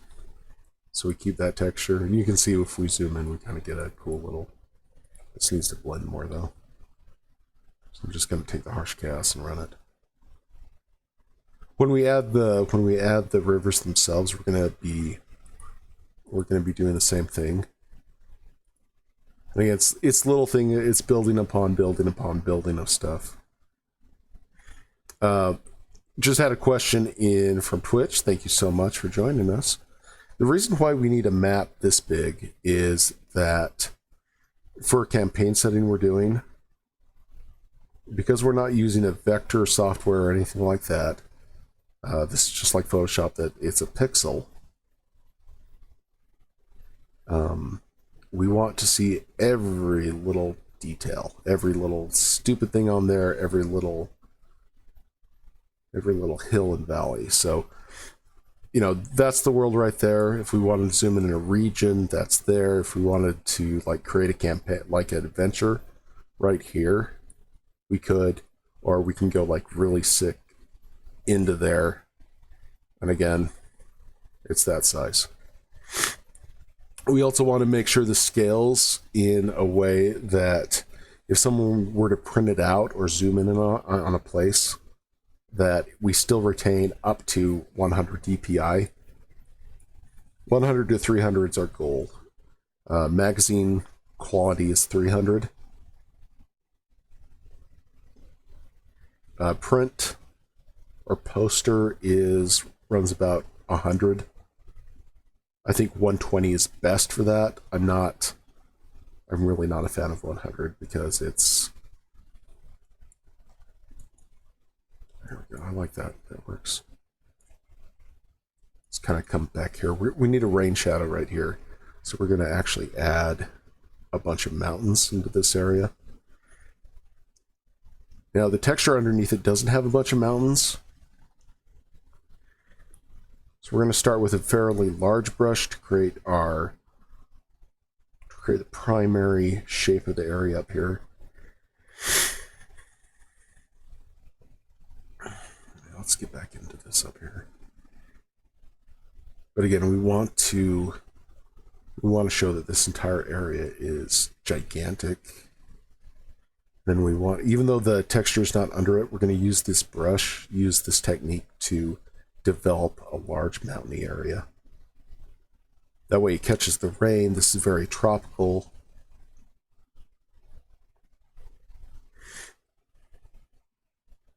So a lot of little offshoots, a lot of things like that.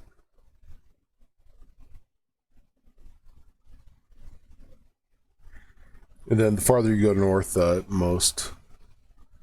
more it is going to develop into kind of a deserty, really harsh, badlandsy environment.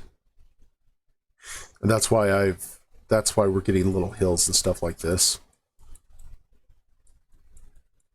Little peaks and everything else there. But first we need a reason for it, and that's going to be just natural sizes. And again, same process. I'm going to go a little bit lighter on this. I'm not going to push as hard on this.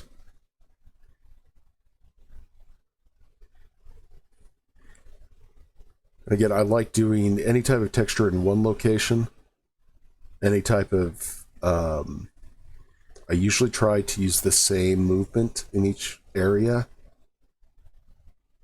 because it's going to give us a better feel.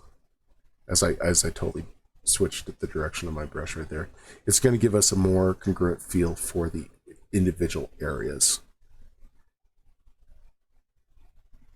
Because, you know, you can change like 20 miles and you might have a different area, but at this, with the resolution and how high we are, we want to make sure that we're a little consistent. Well, actually a great deal of consistent, and then add in the variables as we go.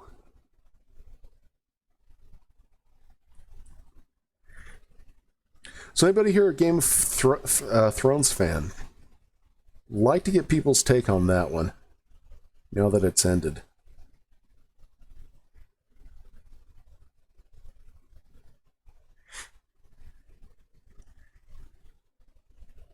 There we go.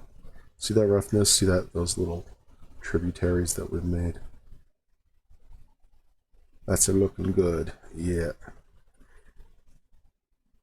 Yep. Liking that. And I'm going to erase a little bit of just really gently tweaking some of this.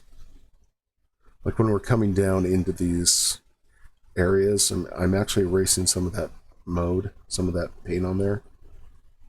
Get more of a feel of where the mountains are. So like right up here, it's very obvious that I've done some shenanigans up there.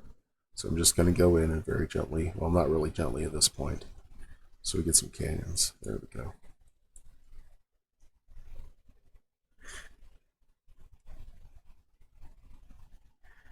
And again, by using another layer, I'm just erasing the data on there, the data that says, okay, subtract this from the layer underneath it.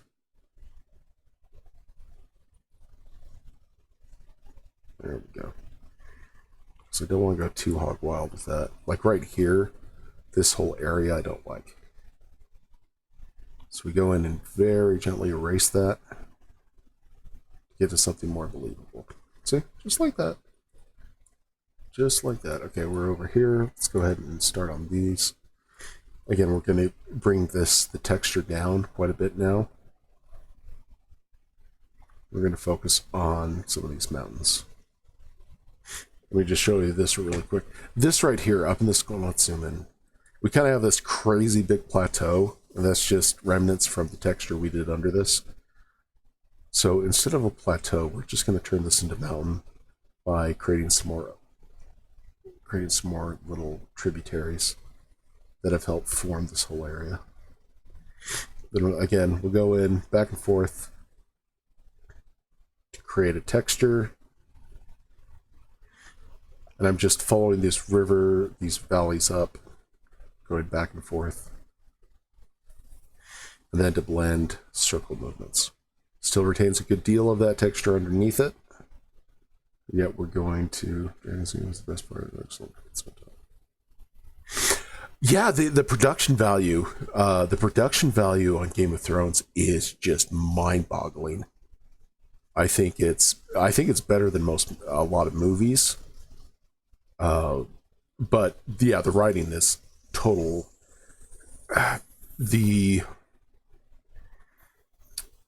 What they had to do with the writing, what they chose to do with the writing, was crap, and it has to gradually get worse the farther they go in. The reason why they're trying to stay really accurate to Martin's vision,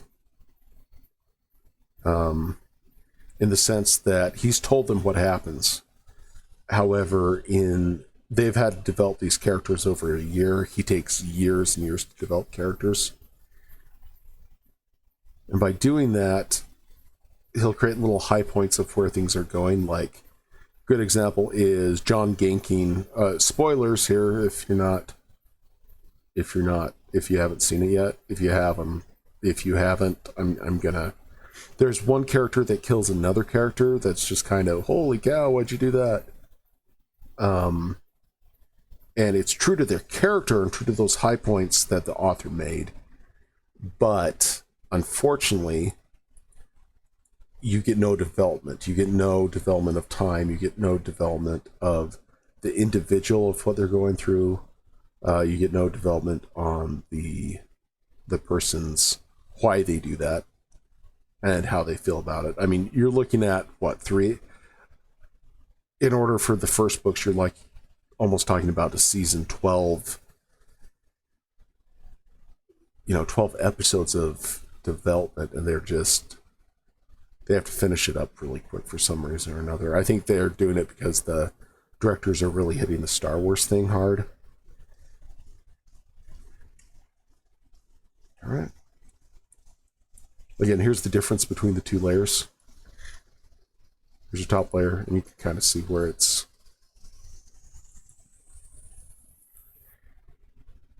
It's subtle, but it's working. It's very much... This one's a great example.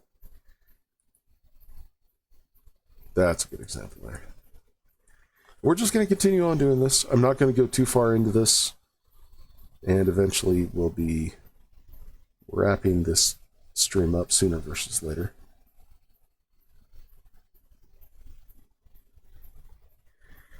I'm more into when it comes to that's a great question. I actually don't watch the episodes of Game of Thrones. I do, however, wait about a week until the big production stuff comes through, and I just devour the production, like how it was made, how it was filmed, stuff like that. Go into get the production designs and production notes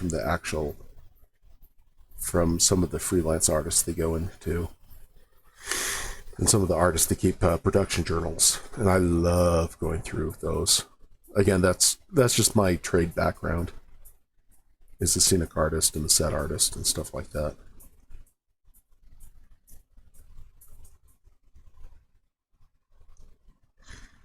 And every so often they'll wait a while, but a lot of productions will release their production journals and concept stuff after the fact, and that's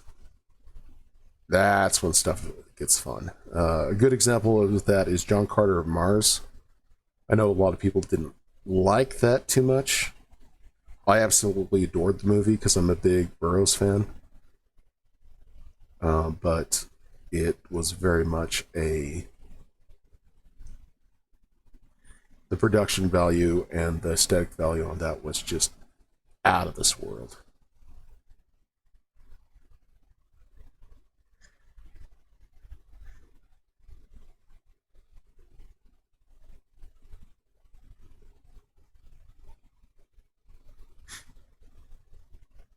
Yeah, they're going to actually be directing. I don't know if they're going to write the script, but they're going to be directing the Star Wars movies. I Star Wars for me is a really big, crazy mixed bag of monkeys.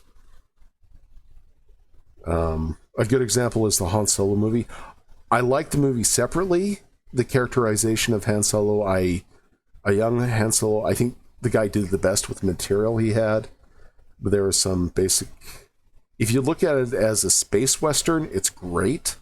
If you look at it as a you know, as the theme and feel of Star Wars, I think it was lacking because of the overall arching themes, the iconic characters, the iconic.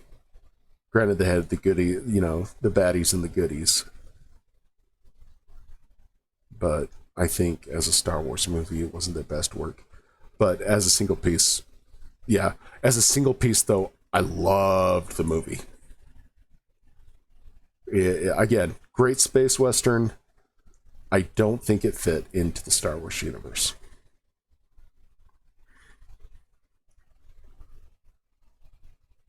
Same thing with, and maybe that's what they're trying to break away. I don't know.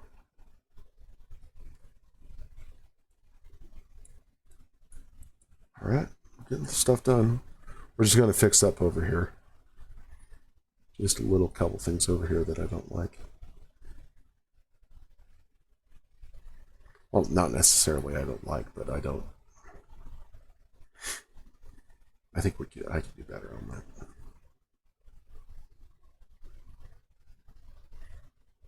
Now, the cartoons, like Rebels and Clone Wars, holy crap, I love those.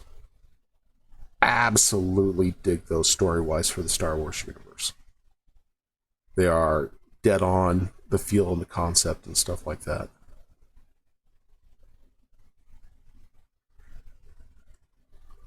And again, it's my perception of what Star Wars stands for and my perception of what I like to see in it. As far as that goes, it's my opinion. But they're some of the best of what Star Wars kind of used to be. And again, I grew up with it was my little it fit my, and it still does. The original Star Wars are very much, it's almost a religious belief. It flows into a lot of my core values, my core, what I perceive as my core morality. Some of the stuff with Star Wars. Even though I can identify with the Sith lately, that's for sure. Well, not lately. A couple of years ago, I was pretty sick.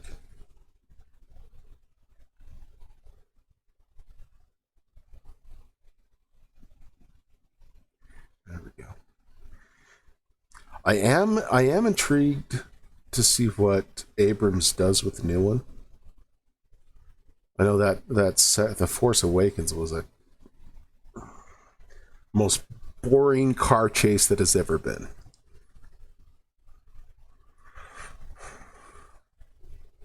And I didn't like that movie. If I was the commander of the Resistance, I would have taken Poe Dameron, whatever his name is, Poe, and I would have executed him the second he was that insubordinate. Cost thousands of people's lives. And I would put a bolter, put a blaster to that guy. As I talk about moral beliefs. But when there's lives on the line, and people are counting on leadership to make the right call, and especially in wartime or conflict like that, some very nasty choices you have to make.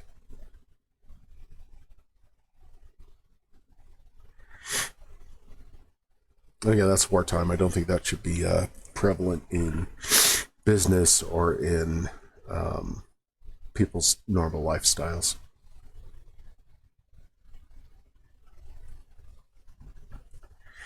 All right. We're getting really happy with the textures. We're getting really happy with how this is looking. I'm liking the brush at 50%, around 50, 60%.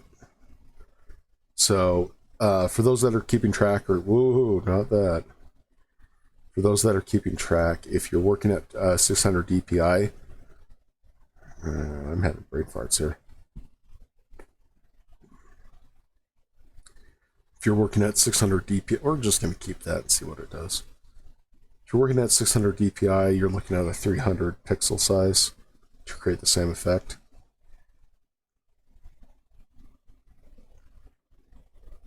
So this specific brush, if you're making your own painting and following this technique, this specific brush needs to be at 300 DPI. This we're going to go fix because it's not working too much now that I look at it. And again, back and forth to reinforce texture, circles to blend texture. So with that, all right.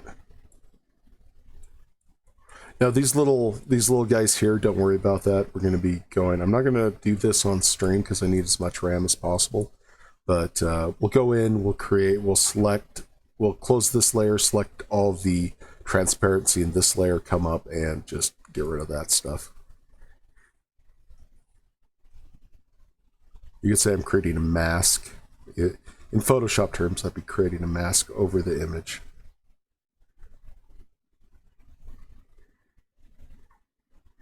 Yeah, just keep on going here. I've got about 18 more hours on this map. Today I hope to be getting all the erosion done and the rivers done. That's the big goal today. And then the next couple days will be, maybe even today or definitely tomorrow, I'll be recoloring the map. Somewhat. I kind of like these mountains and the color that I'm getting from this. Again, we're just using the eraser, same thing, back and forth to reestablish the texture underneath it, circles to blend. That's feeling good. That's really feeling good. I like that a lot. I like this a lot. This is going well. And again, up here, we're going to add a lot of these. Again, river valleys will behave slightly different than a river. Like right here, the rivers have changed direction. And so there was a river valley there, and it's created a new one. That's why it splits off like that. The river itself will not. In larger areas where there's flash floods or where there's a lot of hard sediment that hasn't been eroded, you'll get rivers splitting actually downhill, but for the most part, I'd say about 90% of the time, maybe even more, rivers don't act that way. But the second you start having meandering rivers, really squiggly rivers, you're going to get some really cool things. Let's actually put a couple right here.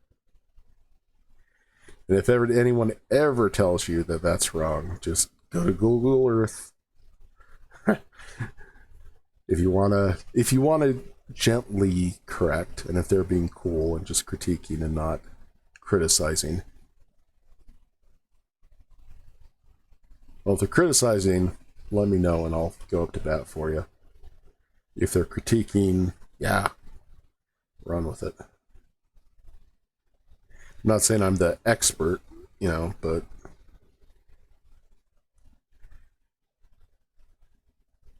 I have enough knowledge that I can make a very educated guess.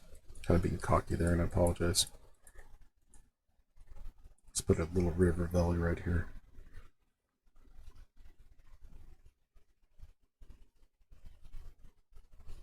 Yes, Google Earth is definitely my river friend.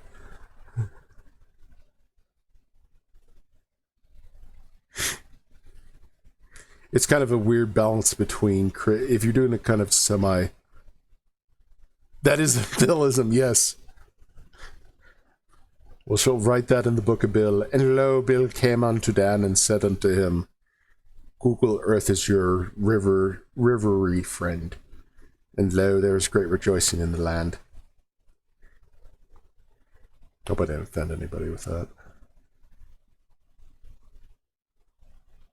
Personally, I'm very religious, but you can't take it too seriously, like anything in life.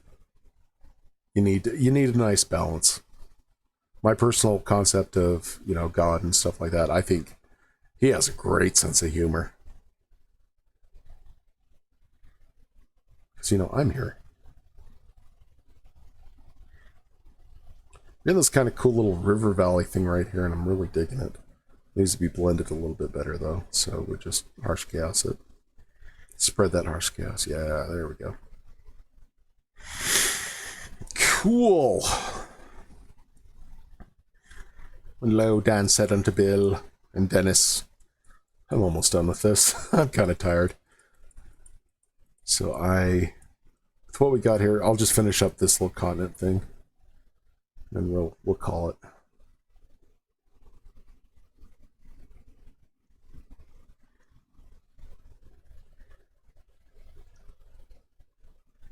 We'll call it.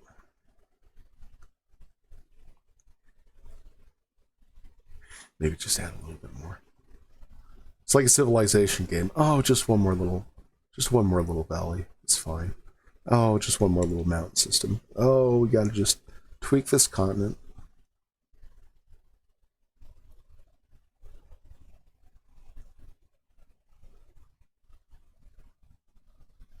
There we go. There we go. Again, back and forth the texture. Circles to blend. If you are ever painting a house, that's words to live by.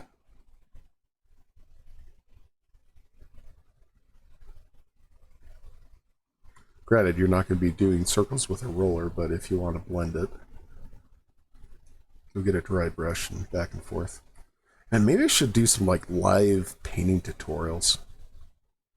Pull Bob Ross. I don't want to pull Bob Ross because, you know, Bob's the best. Really interesting stories about that guy. Used to be a drill sergeant. Once he retired, he promised himself he'd never yell at anybody again. Alright, we're getting some really good detail. Let's look at the detail up close. Maybe tweak some stuff. We got a little remnant. We're going to fix right there. There we go. Actually, I like that. That's fine there. And I'm just focusing up here for now. Yeah, that's looking good. I think I deleted all the work we did here, so bugger all. That's okay, though. Go back and refine it. Because I'm actually liking this. The development of this, what we're doing here, is a lot better, I think, than what we did up there. Oh, look. I fell into another little river valley that fell into that trap. Just one more little texture thing. I do kind of want to break up these little arms that are coming here, because that kind of looks a little weird. To me, anyways, at this resolution. For references, if you're doing a big map like this, a very detailed map, as the wise Bill said, Google it. Google the same scale. That's another really important part of making any type of fantasy map. You know, it's a Mark Twain. Know your facts straight, then embellish. Yeah, see, that's broken up. That looks a little better. Still got to work on it, but I think it's going to do what we want. Before I go, we're going to wrap this up actually now. We've been doing this for about 2 hours. So if you have any questions, comments, now's the time to ask those. If you have any questions about the role-playing game, if you have any questions about the channel or the community or map making, now's the time to ask those. Or put them in the comments. I will answer every single comment as of right now. Cool thing about being a little tiny channel is that I can do that still.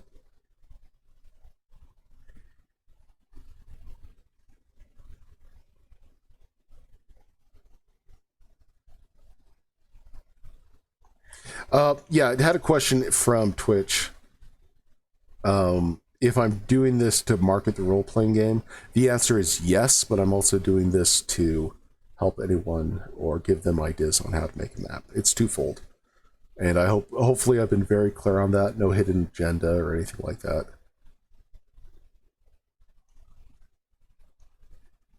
Well, thank you. I do appreciate that. Thank you very much. I'm not... Yeah, no, I think there's a... I like to disclose anything, not because the like FCC regulations or anything like that. I guess I wouldn't have to disclose it regardless. But I feel there's an honesty. If you're going to spend any time with me, I'm gonna be very polite and nice, but I will give you my 2 cents.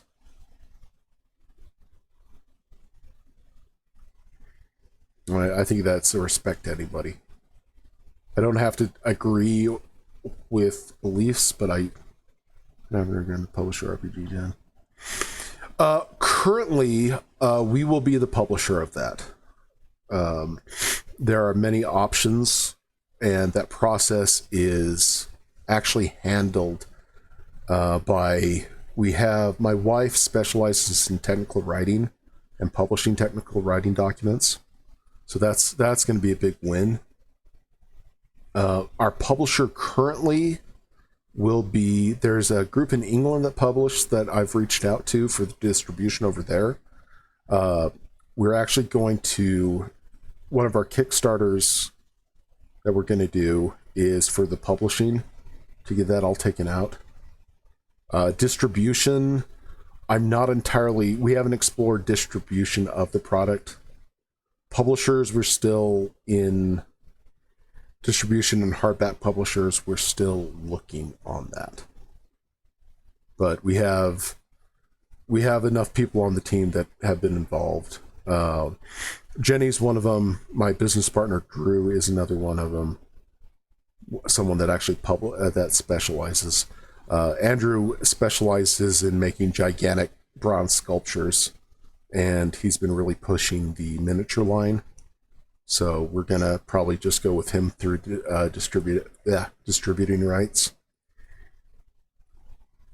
Thomas Browns. As far as digital copies, one of our big things we're going to push is a digital copy. We're going to make an app of the game. That way we can publish and push out updates. One of my biggest complaints with role-playing games, I know there's a business model that has to be taken into account of, but maybe because I'm an old fart now, well, not really old, I'm 40 and life just began for me. We're going to be pushing a kind of a no additional additions. If there's changes that needs to be made, we are going to make them so it's electronic, and it is, we can push out new additions, we can add stuff. If you're going to be shelling out $30-40 for a role-playing game, granted, we're probably just going to sell it for like digitally $20. We want to be able to push additional content out and updates to the publishing. So we'll probably release it. We're not too sure yet, Bill. A hardback version is going to be about $30. We don't want that $50. We don't want to even touch. I know some of this stuff goes for $50-60. We'll be creating... What we're going to be doing is, as far as the model like D&D does, they do a core book for players. They do a, 3 or 4 little things like that, like a GM's guide, a narrator guide. We're going to be focused... The campaign setting itself will be a part of that core book, just so that there's a grounding for the setting. But however, it will be published separately. Let's say you are really big into D&D or like Pathfinder or GURPS or whatever. You can use the campaign setting in that. You can use anything in that to create a world. And you can use it for your own personal games you like. but it will be part of the core campaign setting. The core campaign the core rule book will also be separate for like $10 or something like that, or you can just grab it for all at once. That allows us to be very modular.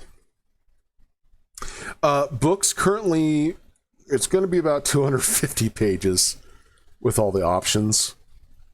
The rule set itself it's a really, it's as complex as you want. Again, we have the 3 different styles. We have a core, we have a standard system, and we have a quick system. Let's say if you have a new player that comes into the game, it's a way that they can sit down and get going without being like overwhelmed. The standard set, a good example is in the standard set we have like 6 standard attributes. In the more advanced, that's good to know, Bill. That's very good to know. The very advanced system, you have 10 attributes, etc., and so on. And you just customize stuff. Part of the system is, depending on how you do stuff, is those attributes are interchangeable. Let's say you're attacking someone and you are using your strength, very savage, this and that, or if you're using what we call the grace attribute, you're going to be very graceful and for like the flippy dippy stuff and other things like that. But it's also what we call a split dice system. One of our biggest things is, instead of just having a nebulous rule set, we really wanted to do something that was very, you roll a dice to represent a movement. We wanted to increase that kind of thing. Yeah, I'm kind of I'll give the barn away for free, Bill. My business partner is very much a godsend in that sense. He's very much on he's a very good counter to me, because I am all idealistic and artsy fartsy. He's a very grounded, very honest, and that's important, business person that I really enjoy working with. Because he yeah. Out of curiosity, for 250 pages, are you looking like 40 pages or $40, or what do you think there? Because again, I'm very much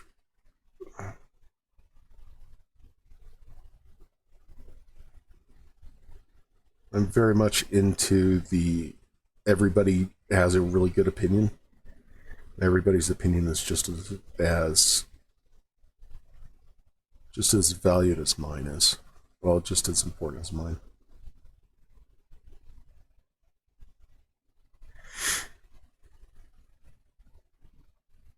Again, question from Twitch, or Mixer, is what system is it based on? It is not based on any system. It is something we made from the ground up.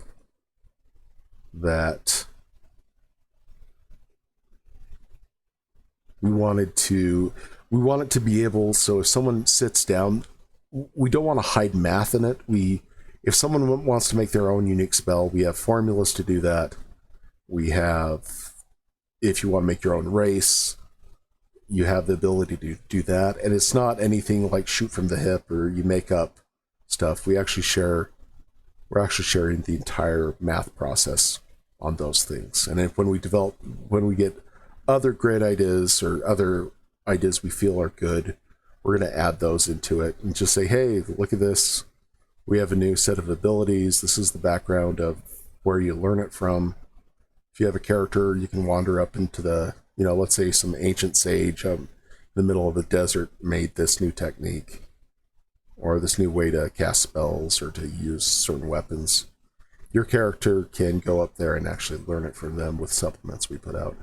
That's kind of the business model and the strong point of that. And that's why we started an entirely new system to be able to accommodate that.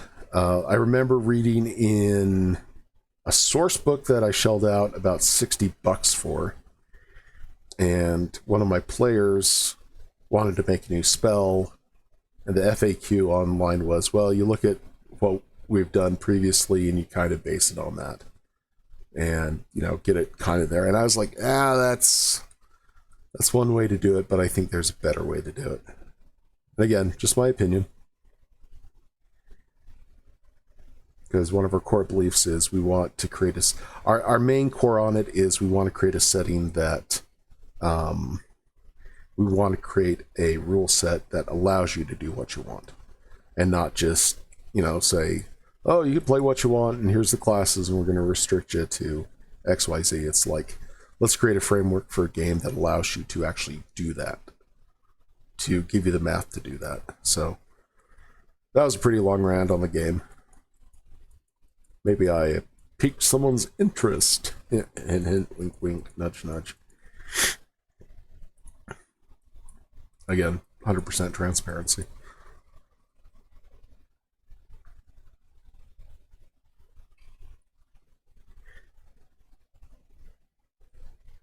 There we go. We're actually also going to bring on someone here really soon that is, I guess you could say, he's a professional playtester. He goes to CDC every year, and not CDC. I forget. They big gaming convention in Texas for tabletops and for board games. And companies bring him in to run stuff.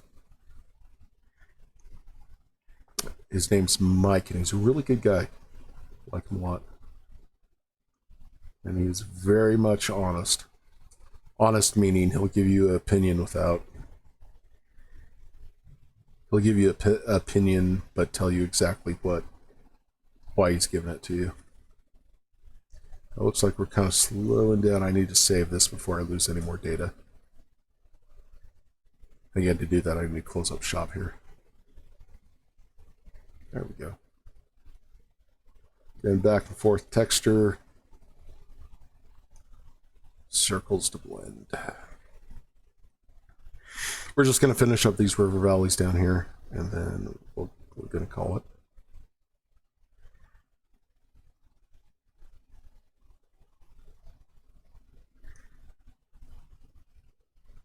Well, you know what? Let's see. How do you say that? Elite? Threat? Your kids and your newfangled spit. No, you're fine. If you go to YouTube, just look up Avant Novus on YouTube. Avant Novus, or however you want to say it. We have a ton of tutorial videos on how to do this. A lot of it is me rambling, but like in this video, the first 10 minutes of it was me going through exactly how this technique is used, how I'm going to use it, and the rest is kind of a demonstration in real time of how it's developed. All right. We'll go in and blend these a little bit better.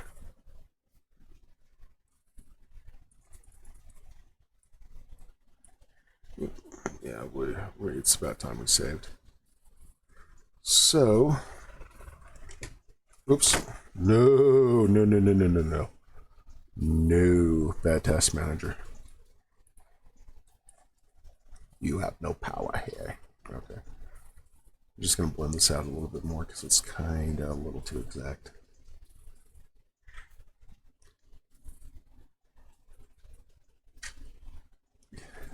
Yeah, I said we're going to call it soon, and it's half an hour later.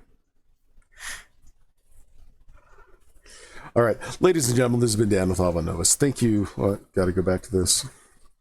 Ladies and gentlemen, this is Dan with Avant Novus. This has been fun. Love the chatting. Again, if you want to see the tutorial on this, on the technique, first 10-15 minutes is where you want to be. Thank you so much for coming in. Hope to see you soon. Drop me a line on Facebook, Twitter, all the socials. Descriptions are in there. If you're interested in ArtRage, get the demo. See what you like with it. You can't save on it, just a heads up, but check it out. Thank you so much for coming. I hope you guys have a wonderful day. And see you probably tomorrow.